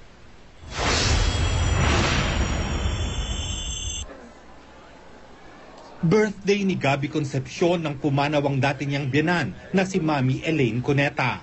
Nagpapahinga lang daw siya noon sa Batangas nang makarating sa kanya ang malungkot na balita. Marami raw magagandang alaala si Gabby kay Mami Elaine noong nagsasama pa sila ng dating asawang si Sharon Cuneta. Pag nagdi-dinner kami, at tuwing may Christmas, may birthday, kasi syempre bahay ni Mayor, maraming tao. So parating masaya. So very lively. Hindi rin maiwasan ni Gabby na malungkot para sa kanyang anak na si Casey Concepcion. Alam daw niya kung gaano kamahal ni Casey si Mami Elaine. Sabi nga niya sa akin, she's like a mom to me because when, yung Mami is busy also. And when she couldn't be there for her, si Mami Elaine would be there for her. Lars Santiago, GMA News. Nasabat ng mga otoridad ang libu-libong piraso ng isang uri ng gamot na ginagamit para sa mga pasyenteng may sakit sa pag-iisip. Ang nagpadala nito ay dineklarang food supplement lang ang itinuturing na dangerous drugs na nagagamit din umano sa mga krimen. May ulat on the spot si Claire Delfin. Claire?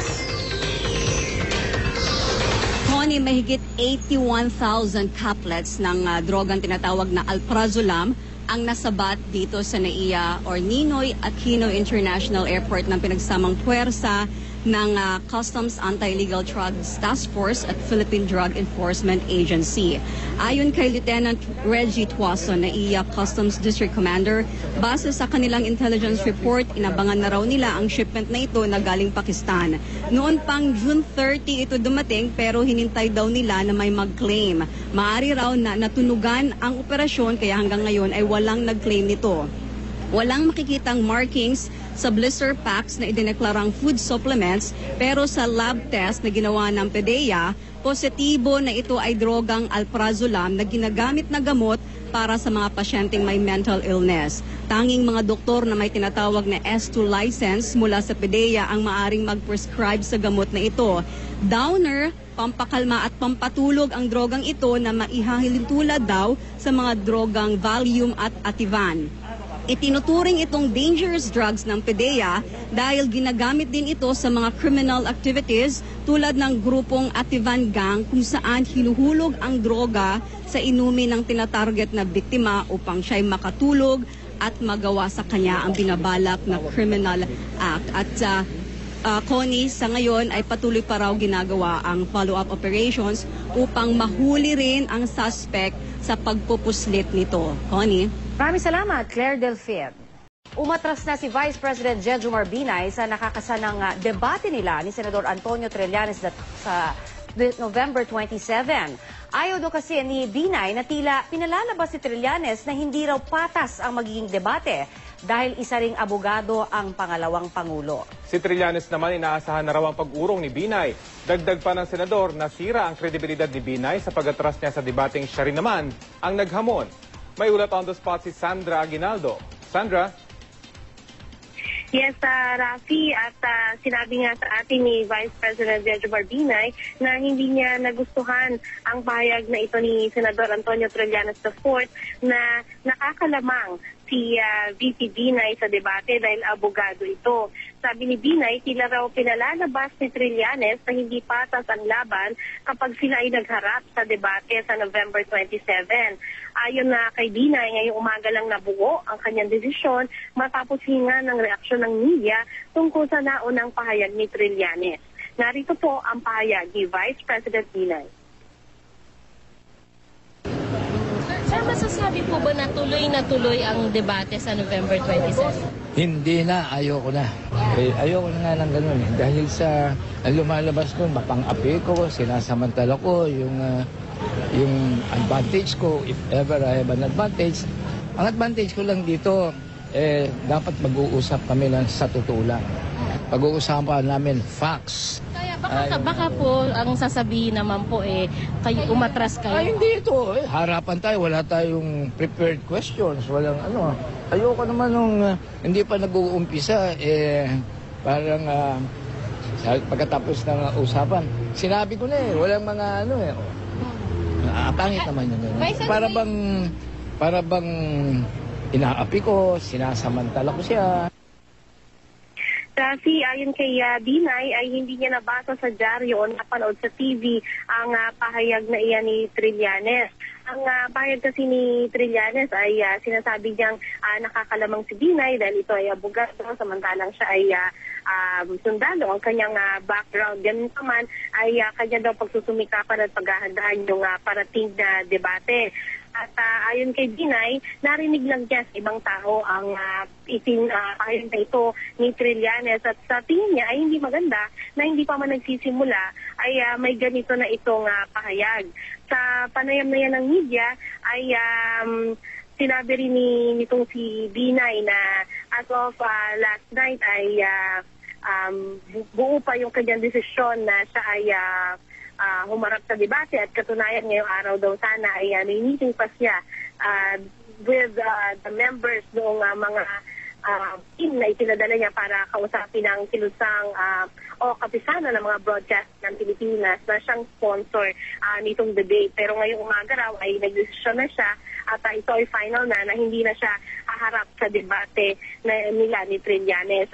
Ang panayam po na iyan ay naganap dahil siya ay nagpunta sa Philippine Marines Headquarters, siya ay naglakad kasama ng mga sundalo ng Marines at siya rin ay kinantahan ng birthday song dahil 72nd birthday po ng President at siya rin ay inalayan ng cake ng mga sundalo ng Philippine Marines. Yan muna ang pinakahuling ulat, Rafi, Connie. Sandra, lumalabas ba na dun sa pahayag nitong si Vice President Binay sa kanyang pag-atras, yung kapakanan pa ni Senadora Trillanes, yung kanyang ipinupunto at naisip para umatras siya dito sa nakatakdasan ng debate nila, Sandra? Ang paulit-ulit niyang sinabi, Rafi, ay ayaw daw niyang lumabas pa na siya ay mapang-api o ng dedehado sa kanilang pagharap ni Senator Trillanes. At yan nga daw ay nagmumula doon sa naunang pahayag ni Trillanes na may advantage itong si Vice President sa debate dahil siya ay isang abogado. Rafi? Linawin ko lang, Sandra, na magpapadala ang kampo ni Binay ng formal letter sa KBP para sabihing called off na itong debate. Rafi, kausap ko nga lang ngayon lamang din si KBP President Herman Basbanyo at sinabi niya na wala pang formal notice sa kanila ang opisina ng Vice President. And in fact, last night daw ay meron pa silang usapan ng mga representatives ni Vice President na sila ay magmi-meeting pa within the week para nga sa mga paghahanda para dyan sa debate na yan. So sila ay nag-aabang lang din ng formal notice mula sa office ng Vice President. Rafi. Yes, Sandra, ito lang ang tanong ko rin dyan, initially kasi talagang matapang din niya sinasabi na hindi niya kailangan paghandaan itong debate na ito dahil mga luma ng mga akusasyon ang ibabato naman sa kanya. Hindi ba nabanggit man lang? Kasi parang it's hard for me, personally, to believe na yun talaga lang ang naging rason. Pwede siguro maging rason pa yung pamilya niya dahil ayaw ng pamilya niya initially and they're very, very vocal. Wala ba siyang nabanggit na naka-apekto rin sa kanyang desisyon sa pag-atras niya yung kanyang mismong pagtutol ng kanyang pamilya? Tama ka, Connie, kasi talagang aminado, like for example, yung kanyang anak, na si Senadora Nancy Binay, talagang sinabi niya against siya doon. At bukod dyan kay Senator Binay, may iba pang mga malalapit na nakapaligid kay VP Binay na tutol din sa kanyang pagharap sa debate. Pero kanina sa aming panayam, nung tanungin namin siya na kung may kinalaman din ito doon sa mga paniwala ng mga nakapaligid sa kanya na dapat ay hindi siya umarap sa debate. Tinatanggi niya yun, na talaga daw ang kanyang desisyon na to ay dahil doon sa mga naunang pahayag ni Trillanes. At ma-share ko lang din po meron din siyang statement naman kanina na nabanggit niya na kung tutuusin, wala rin naman daw siyang mapapala doon sa debate dahil earlier nakapagpaliwanag na rin naman daw siya at paulit-ulit na lamang daw yung kanyang paliwanag. Although sabi rin niya, magandang venue nga daw sana yung debate to further explain ang kanyang posisyon. Kaya lamang sa tingin niya ay hindi siya natuwa at hindi niya nagustuhan yung pahayag ni Senador Trillanes. Sandra, tanong mo rin ba kung paano nga ba niya sasalagin kaya ito, no? Kasi marami nang nag-expect, marami nang nag-aabang, lahat tayo, hindi ba? At pihado dahil sa kanyang pagbabagong isip, di ba? Ay marami ang talagang nadismaya dahil parang hindi mismo niya masasagot na inaasam din naman ng taong bayan na nagkakaroon din ng question doon sa kanyang estado ngayon because of all this mga investigasyon laban sa kanya. Ano bang plano daw niya? Paano niya sasalagin ito kaya, Sandra?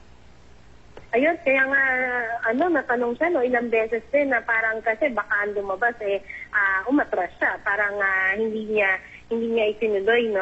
Considering ko rin na siya yung naghamon nito. At true enough, ay meron na nga kasunod kaagad na pahig si Senador Trillanes na parang tingin niya talagang kumbaga na umatras lang talaga itong si Senator o si Vice President Binay. Ganun pa man, sa tanong na iyan, ang ayaw ng direktang i-address pa ni Vice President Binay. Sinasabi niya, bahala na yung tao kung anong iisipin nila. Siya lang daw ay nagre-react lamang at ito daw ay offshoot lamang ng naunang pahayag ni Senador Trillanes. Alright, ito huling tanong na mula sa akin, Sandra. Yung sinasabi kasi ni Senador Trillanes, meron siyang ilalabas na bagong mga ebidensya doon sa kanilang debate. At may mga ilan din tayong mga kababayan na nakikita natin sa text messages na ang sinasabi nila, ito daw ang maaring isang naging rason kung bakit aatras din itong si Vice President Jejomar Binay dahil nga daw doon sa maaring pasabog na ilalabas sa kanya nitong si Senador Trillanes. Meron ba tayong reaksyon mula doon kay Vice President ukol dito? Oo, Connie, medyo maingat siya sa pagsagot sa mga ganyang punto kasi kanina nga talagang parang, syempre sa pagtatanong din ng mga kawani ng media kanina ay parang nais din namin malaman kung meron pang mas malalim na pinanggagalingan ang desisyon na ito ni Vice President Binay, pero ang kanyang claim, ang kanyang pahayag kanina ay talagang bunsod lamang ito ng niya ay hindi niya nagustuhan ang statement ni Senator Trillanes na hindi patas yung magiging paghaharap nila sa debate sa November 27. Connie? Alright, maraming salamat, Sandra Aguinaldo. Sa iba pang balita, kasabay ng engranding pagdiriwang, halos isang linggo ring nakaholiday ngayon sa Beijing, China habang idinaraos ang 22nd APEC Economic Leaders Meeting. At mula sa Beijing, China, may ulat on the spot si Cara David. Cara? Yes, Rafi, magandang tanghali sa inyong dyan. Sa unang pagkakataon ay nagkita na si Chinese President Xi Jinping at Pangulong Noynoy Aquino. Nangyari yan kagabi sa isang welcome dinner kung saan grande nga yung naging pagsalubong ni Chinese President Xi Jinping sa 21 heads of state na dumadalo dito sa APEC Economic Leaders Meeting sa Beijing, China. Namangha ang lahat sa engranding pagsalubong ng China sa mga delegado ng 22nd APEC Economic Leaders Meeting sa Beijing, China. Ginanap ang seremonya sa Water Cube o National Aquatic Center. Katabi lang nito ang tanyag na Beijing landmark na Bird's Nest Stadium na dating pinagdausan ng 2008 Summer Olympics. 62,950 square meters ang lawak ng Water Cube na nagdingning sa kulay bughaw nitong ilaw. Lahat din ng kalsada patungo sa venue ay inilawan ng matitingkad na kulay. Sa gilid ng kalsada, libo-libong mga kabataan at cultural dancers ang sumalubong sa mga sasakyan ng mga delegado. Bawat isa sa mga delegado nakasuot ng tradisyonal na kasuotan ng mga Chino. Pagpasok sa loob ng Water Cube, isa-isang sinalubong ni Chinese President Xi Jinping ang mga leader ng 21 APEC member countries. Sa APEC photo session ng 21 heads of state ng APEC, nakatabi ni Pangulong Aquino gobyerno ang pinuno ng Brunei na si Sultan Hassan al Bolkiah at Russian President Vladimir Putin. Pagkatapos ng welcome dinner at ilang cultural performances, nagkaroon ng engranding fireworks display para sa mga delegado ng APEC. Pero hindi lang sa mga engranding pailaw, gusali at mahigpit na seguridad ang pinagkaabalahan ng China para sa pag-host nito ng APEC. Batid ng China na may problema sila sa Beijing sa larangan ng air pollution at traffic congestion. Mga bagay na ayaw nilang maranasan ng mga lider ng 21 bansa ng Asia-Pacific region sa pagpunta nila sa Beijing. Kaya ilang araw bago magsimula ang APEC Summit, nagdeklara ang Beijing ng 6-day holiday para sa lahat. Kung kaya pagtitingnan mo ngayon ng mga kalsada sa Beijing, halos walang katao-tao. Nagpatupad din sila ng mas mahigpit na odd-even traffic scheme para mabawasan ang mga sasakyan.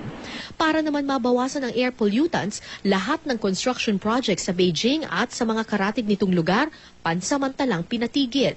Tinatayang mahigit 2,000 construction sites ang naapektuhan ng shutdown. Rafi, next year, ang Pilipinas naman ang magiging host na ng APEC Summit. Kaya kagabi, nung nanonood kami, ang tanong na nasa utak ng lahat, lalo na ng Philippine delegation dito sa Beijing, China, ay mapapantayan ba ng Pilipinas yung ganitong klaseng paghahanda ng China? Pero kaninang umaga, may mga nakausap tayong ilang mga miyembro mula sa delegasyon ng Malacanang. At sabi nila, kakayanin naman daw ng Pilipinas dahil may iba naman daw kultura ang Pilipinas at kilalang-kilala tayo lalo na sa ating hospitality at posibleng ito yung mas magiging matingkad kapag tayo na ang naging host nitong APEC Summit next year yan. Samantalang ngayong araw ay puspusan yung pagtatrabaho ng 21 APEC leaders. Buong araw yung kanilang trabaho, nagsimula yan alas 9:30 kaninang umaga. Magtutuloy-tuloy yan hanggang mga alas 2 ng hapon mamaya. Closed ito for the media, so wala pa tayong detalye kung ano yung nangyayari. Ang alam lang natin ay magkakaroon ng meeting yung 21 APEC economic leaders. Pagkatapos, magkakaroon sila ng tree planting session at APEC family photo session. Mamaya rin mangyayari yung official turnover ng pag-host ng yung chairmanship ng APEC from China papunta naman sa atin sa Pilipinas. Yan muna ang latest mula dito sa Beijing, China. Balik sa iyo, Rafi. Maraming salamat, Cara David. Para po sa ating mga taga-subaybay, magkakaroon po tayo ng serye ng special reports tungkol pa rin po sa kalusugan. At para po sa una nating ulat ngayong araw, tatalakayin po natin ang madalas na inireklamong mga pampublikong palikuran. Nako po mga misis, pasintabi ho ha, lalong-lalo na ho sa inyong mga kumakain. Narito po ang aking report.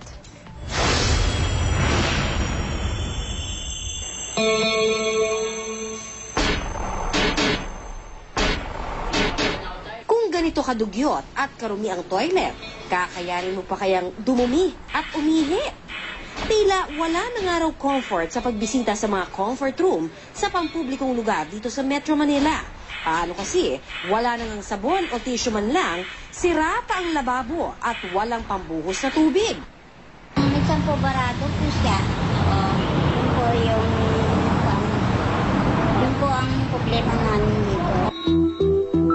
Pero reklamo ng isang caretaker, kulang din daw sa disiplina ang ilan sa mga gumagamit ng toilet. At madalas daw, nagbabara ang mga toilet bowl dahil na rin sa mga basurang itinatapon dito. Yung pag minsan nagsisiyam, hindi nagbubuhos. Siyempre, babara. Ang ibang public toilet tuloy, naniningil ng 3 piso hanggang 5 piso para mas maalagaan daw ang mga CR. Mas malala naman ang sitwasyon sa isang pansamantalang public toilet sa Quezon City. Ang dating container ng tubig, ginawang toilet bowl. At ang mga harang sa CR, gawa lang sa tarpaulin o mga pira-pirasong kahoy. Pero kung tutuusin, mas swerte pa nga raw maituturing ang mga may access o nagagamit na mga palikurang gaya nito. Dahil ang ilan sa ating mga kababayan, wala raw talagang matakbuhan sa oras na tawag ng kalikasan. Ayon po sa datos ng UNICEF nitong 2012, 3 sa bawat 10 Pilipino ang walang akses sa palikuran. Tulad na lamang ng ilan sa mga residente sa barangay Ampid 1 sa San Mateo Rizal, kung saan ang ilan sa mga 200 pamilya na naririto ngayon ay ginagawa na lamang palikuran, ang ilog na nakikita ninyo sa aking likuran. problemang dumadagdag sa ating pong usaping pangkalusugan at kapaligiran. 15 taon nang nakatira sa tabing ilog ang pamilya Salien. Wala silang palikuran, kaya eto, para-paraan na lang. Paano hong ginagawa natin? Kung kailangan ho nating dumumi, umihi, anong paraan? Minsan po nilalagay po na namin sa plastic po at saka hinahagis na lang po sa ilog po. At saka minsan po nilalagay din namin sa papel, yung dyaryo po. Yung nahagis po namin. Kung medyo choosy at ayaw namang dumumi sa ilog, gawain naman ng ilan ang mangapit bahay para lang maki-CR. Ang hirap naman ng ganito pag duming-dumi ka na, tatakbo ka pa sa nanay ko para maki-CR. Nay, pa-CR nga po. Nakaprogram na ho ito sa barangay na naghanap po kami ng pwesto para mapaglagyan ng 2 CR para dito sa mga walang toilet. Dito sa banda rito. Batay sa datos ng UNICEF, aabot sa mahigit 7 milyong Pilipino ang dumudumi sa mga open spaces gaya na lang ng ilog. Maari nitong makontamina ang supply ng tubig sa mga bahay. Pwede rin daw itong pagmula ng iba't ibang sakit gaya ng urinary tract infection, diarrhea, bulate, cholera at iba pa. By the end of 2015, inaasahan natin ng at least 84% would have an access to, say, a toilet sa ang mga individual. Currently, ang estado natin, base sa WHO standard at UNICEF, nasa 74% tayo. Kaya payo ng DOH, ugaliing buhusan ng tubig ang inodoro matapos umihi at dumumi, maghugas ng kamay at panatilihing malinis ang kubeta. Kaugnay pa rin ang pag-atras ni Vice President Jejomar Binay sa debate, makakausap naman natin ang makakatapat niya dapat na si Senador Antonio Trillanes IV. Magandang tanghali po, Senator Trillanes. Si Rafi Tima po ito at live po kayo sa Balitang Hali. Magandang tanghali po sa inyo, Ginoong Rafi, at sa ating mga televiewers. Opo, ano po yung reaction nyo dun sa biglaang pag-atras nitong si Vice President Binay? Alam niyo po, nadidismaya po tayo dun para sa kanya dahil ito po ay ang pagkakataon na maipaliwanag niya ang kanyang panig ukol dito sa mga issue na ito. Pero in a way, alam nyo na expect na rin natin ito kasi alam nyo talagang in the past, talagang hindi ho na pagkakatiwalaan si Vice President Binay at wala po siyang isang salita. At lumalabas po, Senator Trillanes, na concern niya magmumukha kayong magmumukhang hindi patas yung debate dahil siya sa abogado at kayo ay hindi. Yung reasoning na ganun po ba ay matatanggap nyo, Senator Trillanes? Alam nyo, palagay ko, alam nga niya yan na lamang siya dun sa debate na yan, kaya nga niya ako ang hinamon niya. So, ano susunod? Itong mga sinasabi niya yan, mga palusot na lang po yan, at alam nyo, simple lang yan, natakot po siya sa katotohanan. Wala nang iba. At Senator Trillanes, meron po ba kayong balak na gawin susunod or may lalabas ba kayong bago versus dito kay Vice President Binay? Meron po, sa mga darating na hearing, na tuloy-tuloy po itong hearing natin, ilalabas po natin yan. At whether natuloy itong debate na to or hindi, magtutuloy-tuloy po to. Marami pa po tayong ilalabas para tuluyang makilala ng mga kababayan natin si Vice President Binay. At Senator, meron pa pong karagdagang katanungan na aking kasamang si Connie Sison. Yes, Senator. Nabanggit nyo ho na talagang it will hurt his credibility. Ito hong pag-atras niya. Pero ito hong sinasabi ninyo, pwede ho ba naming malaman, more or less, ito ho may patungkol sa ano hong pagpapasabog, halimbawa itong sa karakter ni Vice President Jejomar Binay. Pwede ho ba namin malaman kung more or less ano ho itong sinasabi ninyo na ilalabas ninyo? Iba't ibang uri ng pangungurakot sa Makati City Hall, kung paano niya pinagsamantalahan yung mga kababayan natin sa Makati. At ninakaw niya lahat ng pwedeng nakawin sa Makati. So sana in the next few hearings, liliwanag na ito. Kasi alam nyo, yung mga kababayan nating iba ay naniniwala pa rin na akala nila como binibigyan ng barya itong mga taga Makati ay magaling na administrador itong si Vice President Binay. Hindi po totoo yan. Sa bawat pisong ibinibigay niya sa mga taga Makati, 1,000 po ang ibinubulsa niya. So ganyan po ang nakita natin at ipapakita natin in the coming days. So, pwede ho malaman, bukod ho kasi ang daming sinasabi na sa hearing natin, bukod dun sa parking lot, ito hong eskwelahan, ano pa ho yung hawak may hawak ho kayong ebidensya, talagang, kumbaga solid na mapapakita ho talaga yun sa mga aligasyon nyo laban kay Vice President? Naipakita na po natin yan. Yung mga salaysay po ni Vice Mayor Mercado, insider information po yan, eyewitness account po yan, solid po yan. Tapos din naman po dun sa mga building, mga documents po ito, mga galing po ito sa COA at sa City Hall mismo.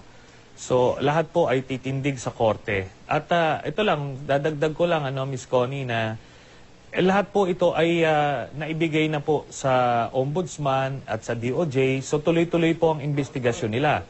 Kaya hindi po tayo nakakasagabal in any way sa investigasyon dun sa Ombudsman at DOJ. Kaya itong ginagawa natin sa Senado ngayon ay bukod sa pinapakita natin sa mga kababayan natin kung paano ginahasa ni Vice President Binay ang Makati, ay pinapakita rin natin dito yung mga iba't ibang uri ng korupsyon na kung saan ito yung mga kailangan natin na gawa ng panukalang batas para hindi na ito maulit-muli.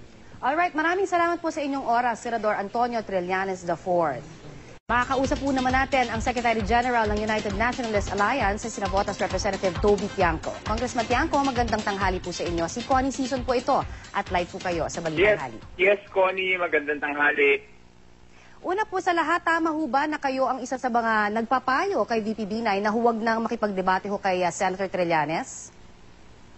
Yes, ako ay aminado na ako ang isa sa pinaka-vocal, sa pinakatutol doon sa pagdedebate ni VP Binay kay Mr. Trillanes. Bakit ho? Ano hong nagtutulak sa inyo para naman na pigilan itong si Vice President, knowing very well na ito ho ay talagang magiging in question dahil siya ho ang nagyaya in the first place, hindi ho ba? Bakit ko ho ayaw siya makipagdebate kay Senator Trillanes? Kasi tingnan nyo, paano ho kayo makikipagdebate sa isang taong walang salita? Okay? Unang-una, kung matatandaan natin, noong pumunta siya sa opening ng Sanchamp ni Ginoong Tony Chu, magpunta ho kayo sa YouTube, i-type niyo ho Trillanes Sanchamp. Ang sabi niya ho doon, hindi ko lang ma-quote ng direkta dahil wala yung papel sa akin. Pero in short, ganito sabi niya. Sabi niya, kaibigan si Tony Chu. Sabi niya, masama yung pakiramdam niya. Pero dahil kaibigan niya si Tony Chu at maganda ang ginagawa ni Tony Chu, siya ay visionary sa agricultural sector at suportahan si Tony Chu. Yan ho ang sabi niya ng opening ng Sanchamp. Isipin niyo paano naman kayo makakipagdebate sa isang taong ganun. Ngayon naman, ang sinasabi niya si Tony Chu ay kami ni VP Binay at tinakot pa niya si Tony Chu na kung hindi ilalaglag si VP Binay ay talagang papahirapan siya. So isipin niyo paano naman kayo makikipagdebate doon sa isang taong ganun. Pangalawa ho, sinabi ho ni Tony Chu na siya ho ay nag-donate ng 150,000 sa campaign ni Senator Trillanes. Hanggang ngayon ho, hindi pa ho napapakita ni Senator Trillanes na diniklara niya sa kanyang statement of contributions and expenses sa election yung 150,000 na yun. Yan ho ay isang election offense. So, ito kung ikaw ay gusto mo makipagdebate, dapat may isang salita ka. Hindi ba pwede yung babaligtad ka na lang sa salita mo. Saka tignan mo yung laging ginagamit niyang salita. Takot. Ano ba to? Hindi naman to takutan eh. Ito'y tungkol sa katotohanan eh. Yan ang lagi sinasabi niya. Takot. May papasabugin.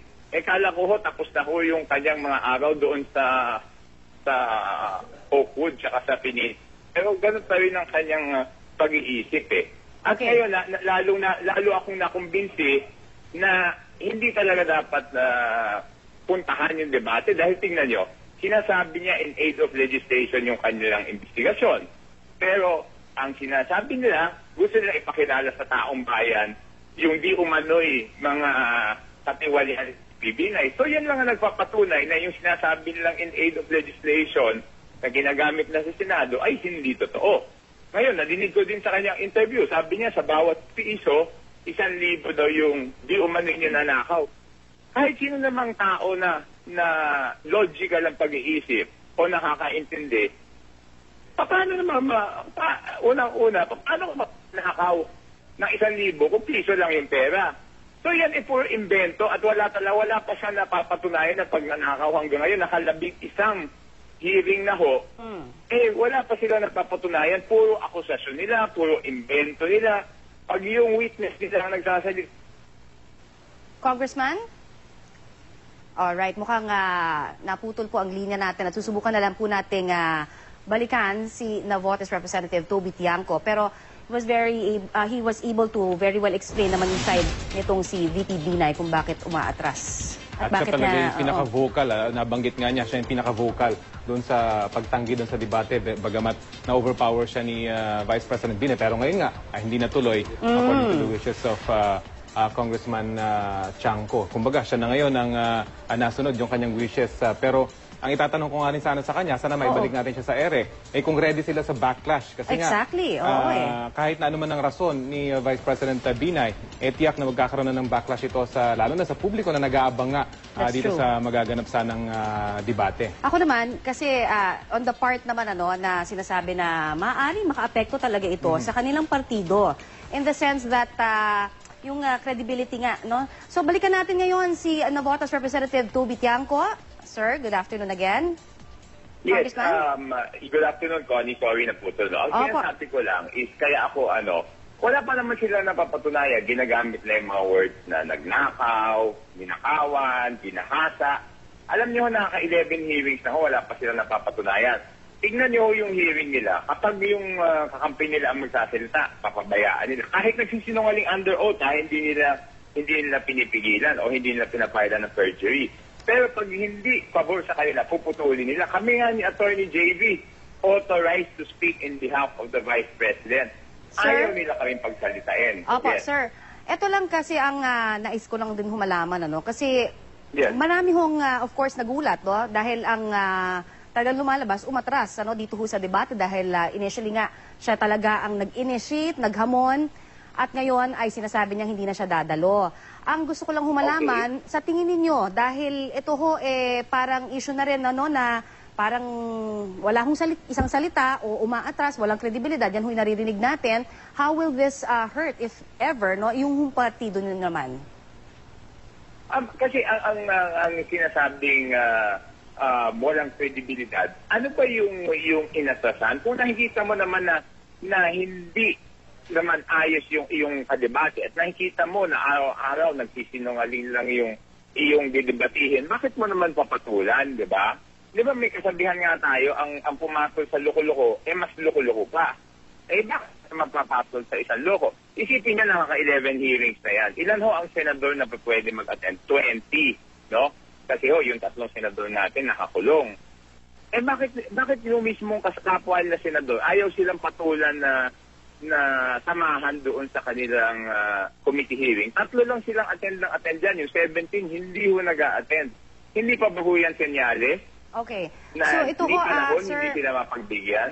Yes, sir. So ito hong paghahamon initially ay bugso lang ng damdamin. Kumbaga, hindi ho talaga align doon sa mga plano nyo para sa kanya. Ganun ho ba yun? Actually ang nangyari ho niyan, ako ho ay nagulat na meron, hindi ko nakita yung paghahamon, nakita ko na lang ho yung sagot ni Senator Trillanes. At hindi pa ho kami nagkakausap ni VP Binay doon, nagpa-interview na ako, sinabi ko, hindi ako pabor dyan.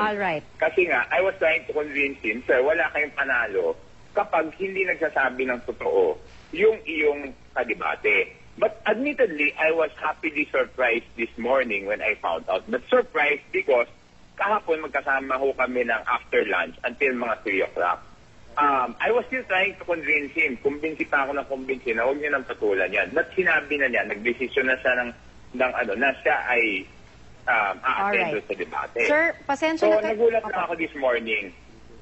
Oo po, pasensya na po at nakukulangan na tayo ng oras. Pero narinig ho namin, loud and clear ang inyong salaysay naman.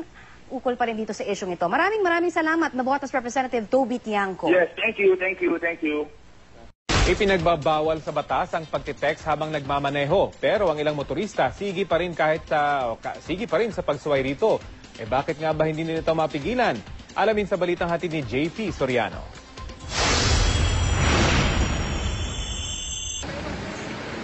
Si Yani daw ang naghahatid at sundo sa kanyang asawa at mga anak sa tuwing may lakad sila. Bilang ama, mahalaga raw para sa kanya na malamang maayos ang lagay ng kanyang mag-anak.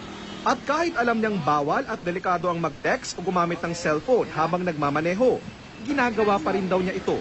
Alam mo, kung emergency, di ba? Silipin mo kung anong nangyari. Ang mga nakausap naming nagmamaneho, alam din daw na labag sa batas ang texting while driving. Sa kabila nito, nagtitext pa rin daw sila.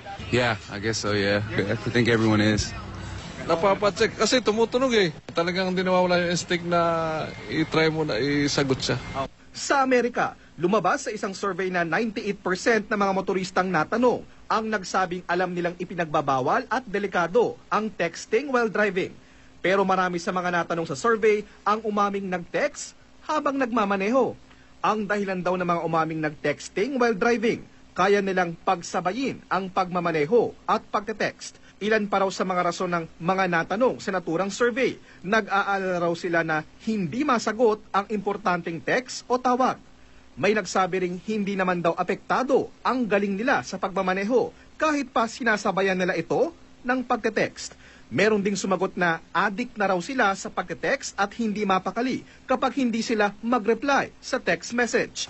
Paliwanag ng isang psychologist, nakaprogram daw ang utak ng tao na sumagot sa isang nakaugaliang tunog o salita gaya ng text tone, lalo na kung ito ay sinadya mong gamitin o ikaw ang nag-set sa iyong phone. Dahil daw sa tinatawag na stimulus behavior, nagkakaroon ng isang tao ng selective attention sa mga tunog o salitang alam nating para sa atin, gaya raw halimbawa ng paglingon kapag tinawag ang iyong pangalan. Pag meron tayong narinig na tunog, minsan instinctive natin, out of instinct, sasagutin natin yan. Ayon sa MMDA, ipinagbabawal ang pagte-text o paggamit ng cellphone habang nagmamaneho at may multa raw na 200 pesos ang mahuhuling gagawa nito. Ang problema, usually madali lang mahuli, pero mahirap i-prove to kasi once makakita sila ng mga traffic constable sa daan, mapapansin mo talaga nagbababa na ng mga kamay yan. So, ang hirap manghuli din. Sabi naman ng LTO, posibleng pumasok sa violation ng reckless driving ang texting while driving sa ilalim ng Joint Administrative Order o JAW ng DOTC na may multang aabot sa 2,000 piso. Alam naman natin, if you're texting while you're driving, that really endangers not only you, the driver, but your passengers and other motorists on the road as well. JP Soriano, GMA News. Mahigit 2 bilyong pisong halaga naman ang nasamsam na mga iligal na droga ang sinunog ng PIDEA sa Cavite. May ulat on the spot si Jay Sabale. Jay?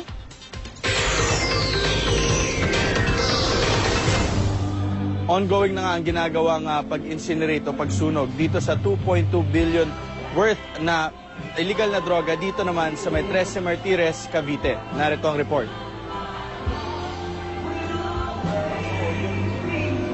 Bagbag ng droga ang binuksan, tinimbang, tinesting at iniligay sa incineration chamber. Ito ang mga bahagi ng isinasagawang destruction ng illegal drugs na pinangunahan ng PIDEA. Mahigit 2.25 billion pesos na ipinagbabawal na gamot ang sinasailalim ngayon sa incineration sa Barangay Aguado dito sa Cavite. Ang mga nasamsam ng PIDEA at iba pang ahensya ng gobyerno na mga ipinagbabawal na gamot sa kanilang operation ay galing sa iba't ibang korte sa buong Luzon. Ang shabu ang pinakamalaking susunugin na may timbang na 559,716.8 grams na ibinebenta sa presyong 4,000 pesos kada gramo. Ang kabuang halaga ng susunuging shabu ay nasa 2.2 billion pesos. Susunod naman dito ang cocaine na may timbang na 1,032.5 grams na may presyong 6,000 pesos bawat gramo. Ang kabuang halaga ng susunugin ng cocaine ay nasa umigit kumulang 6.2 million pesos. Pumapangatlo naman ang marijuana na nasa 901.3 grams. Ang bawat gramo nito ay nasa 50 pesos. Ang kabuang halaga ng marijuana na susunugin ay nasa 45,065 pesos. Pang-apat naman ay ang sangkap na ephedrine na ginagamit para makagawa ng shabu. May bigat itong 67.7 grams na nakakahalaga ng 350 pesos bawat gramo. Ang kabuang halaga ng susunugin na ephedrine ay 23,695 pesos. May maisasama ring volume na 1.1 grams na nakakahalaga ng huwit kumulang 43 pesos. Kasama sa mga illegal drugs na sisirain ay mga expired medicine na may 16,000 grams. Ang pinakamalaking kontribusyon sa methamphetamine ay galing sa Branch 75 Olongapo RTC na may bigat na 433,236 grams at mula sa may Branch 12 ng Lipa, Batangas na may bigat na 101,000 grams. Nakatakdang magsimula ang pagsusunog ganap na alas 10 kaninang umaga nung nagsimula na ito. 24 oras mananatiling apoy upang masiguradong sunog ang mga droga. Ipapadlak ang pinto at babantayan itong maigi ng mga taga-PDEA hanggang matapos ang mismong proseso. Paniniguro naman ng PDEA na malaking dagok ito laban or sa kampanya nila laban sa illegal na droga at hindi rin naman daw maapektuhan ang mga residente dito naman sa may lugar. Pinapakita po natin sa ating mga kababayan na ito pong mga nare-recover na droga na hindi na po kailangan ipresenta sa korte ay sinisira po through thermal decomposition. Kung saan po hindi na ho pwedeng ibalik sa dating niyang anyo yung droga na ito. Meron dalawa siyang chamber. Ang first chamber niya is yung fire. And then yung second chamber niya is doon niloload yung mga ebidensya. So, yun ang compliance nila sa DNR, not direct fire. So sa mga oras na ito ay nagaganap na nga itong pagsusunog dito sa mga illegal na droga. Yung makikita ninyong black chamber dyan na nakasarado ang pinto, nandoon na sa loob lahat ng illegal na droga at nakapadlock ito ng maigi. At ang may hawak nga lamang ng susi nito ay ang PDEA at 24 oras itong babantayan ng mismong ahensya. Bukas nga, babalik din ang mga ilang opisyal dito para inspeksyonin kung natapos na ang mismong proseso ng pagsunog sa mga illegal na droga. At yan muna ang latest mula dito sa Cavite. Balik sa iyo, Connie. Maraming salamat, Jay Sabale. May kasabihan pong lahat ng sobra, masama. Kaya si pambansang kamao Manny Pacquiao, light training na lang ang ginagawa para sa nalalapitin ng laban ng Chris Algieri. Mula sa General Santos City, may ulat on the spot si Mav Gonzalez. Mav? Rafi, ngayong nasa 100% na nga ang kondisyon ni pambansang kamao Manny Pacquiao para sa nalalapit niyang laban. Ang iningatan daw ngayon ng Team Pacquiao ay huwag siyang ma-overtrain. Matapos magpahinga sa gym training kahapon, balik ensayo si 8th Division World Champion Manny Pacquiao dito sa General Santos City. Alas 6:30 ng umaga, tumakbo siya sa Acharon Sports Complex kasama ang kapatid na si Bobby at ilang miyembro ng Team Pacquiao. Pagkatapos, nag-core exercises siya. Unti-unti nang mababawasan ang ensayo ni Pacman matapos ang heavy training noong nakaraang linggo. Masyadong sobra dahil sa dami ng ginawa natin last Saturday, sparring, takbo tayo kanina sa hill, so medyo nagpahinga ng konti. Meron pa ba tayong mga tinitingnan na pwede pang i-improve sa training? Wala na, maintain na lang na wag ma-over. Samantala, kahapon nagkaroon ng public consultation si Pacquiao para sa ipapagawa nilang church building sa Gensan. Nakausap niya ang mga residente at establishmento naroon sa paligid ng construction site. Nagsalo-salo pa sila pagkatapos. Rafi, pagkatapos nga nito magkakaroon naman ng sparring ngayong hapon si Pacman dito pa rin sa Gensan pero unti-unti na rin babawasan ng rounds nito. Rafi? Mav, dati kasi sa mga naunang mga laban itong si Manny Pacquiao may nagiging problema sa kanyang calf muscle kapag medyo sumasobra yung training. Ngayon ba walang issue ng ganon, Mav? Doon sa 6 weeks, Rafi, no, na talagang araw-araw binabantayan natin si Pacman, wala tayong nakita na sumakit o ininda niya yung kanyang calf muscles. Ang ginagawa niya kasi ngayon, once a week, minsan kapag nararamdaman niya na medyo nasosobrahan na siya sa ensayo, ang ginagawa niya, siya na mismo yung nagde-decide na mukhang kailangan natin na hinay-hinay lang muna ang ensayo ngayong araw. Pero so far, Rafi, maganda ang kondisyon na nakikita natin kay Pacman at kagaya nga nung sinasabi ng Team Pacquiao, isang kakaibang Pacquiao daw ang mapapanood ng ating mga kababayan paglaban niya kay Algieri. Rafi? Okay, maraming salamat, Mav Gonzalez. Matapos mananasan ng bagyong Yolanda, pinag-utos ng gobyerno na huwag nang tayuan ng mga bahay ang mga tabing dagat sa Leyte dahil sa banta ng storm surge. Pero may ilan pa rin tayong mga kababayang pilit pa rin tumitira roon sa kabila ng panganib. Narito ang aking report.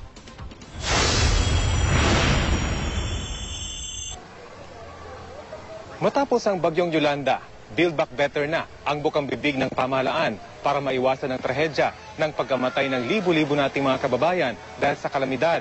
Kasama sa pulisiyang ito ang pagsisiguro na mga tabing dagat tulad nitong aking kinatatayuan ay hindi natatayuan ng mga residential homes. Patunay, ang bahay na ito nagawa sa konkreto na walang sinasanto ang storm surge. Pero isang taon matapos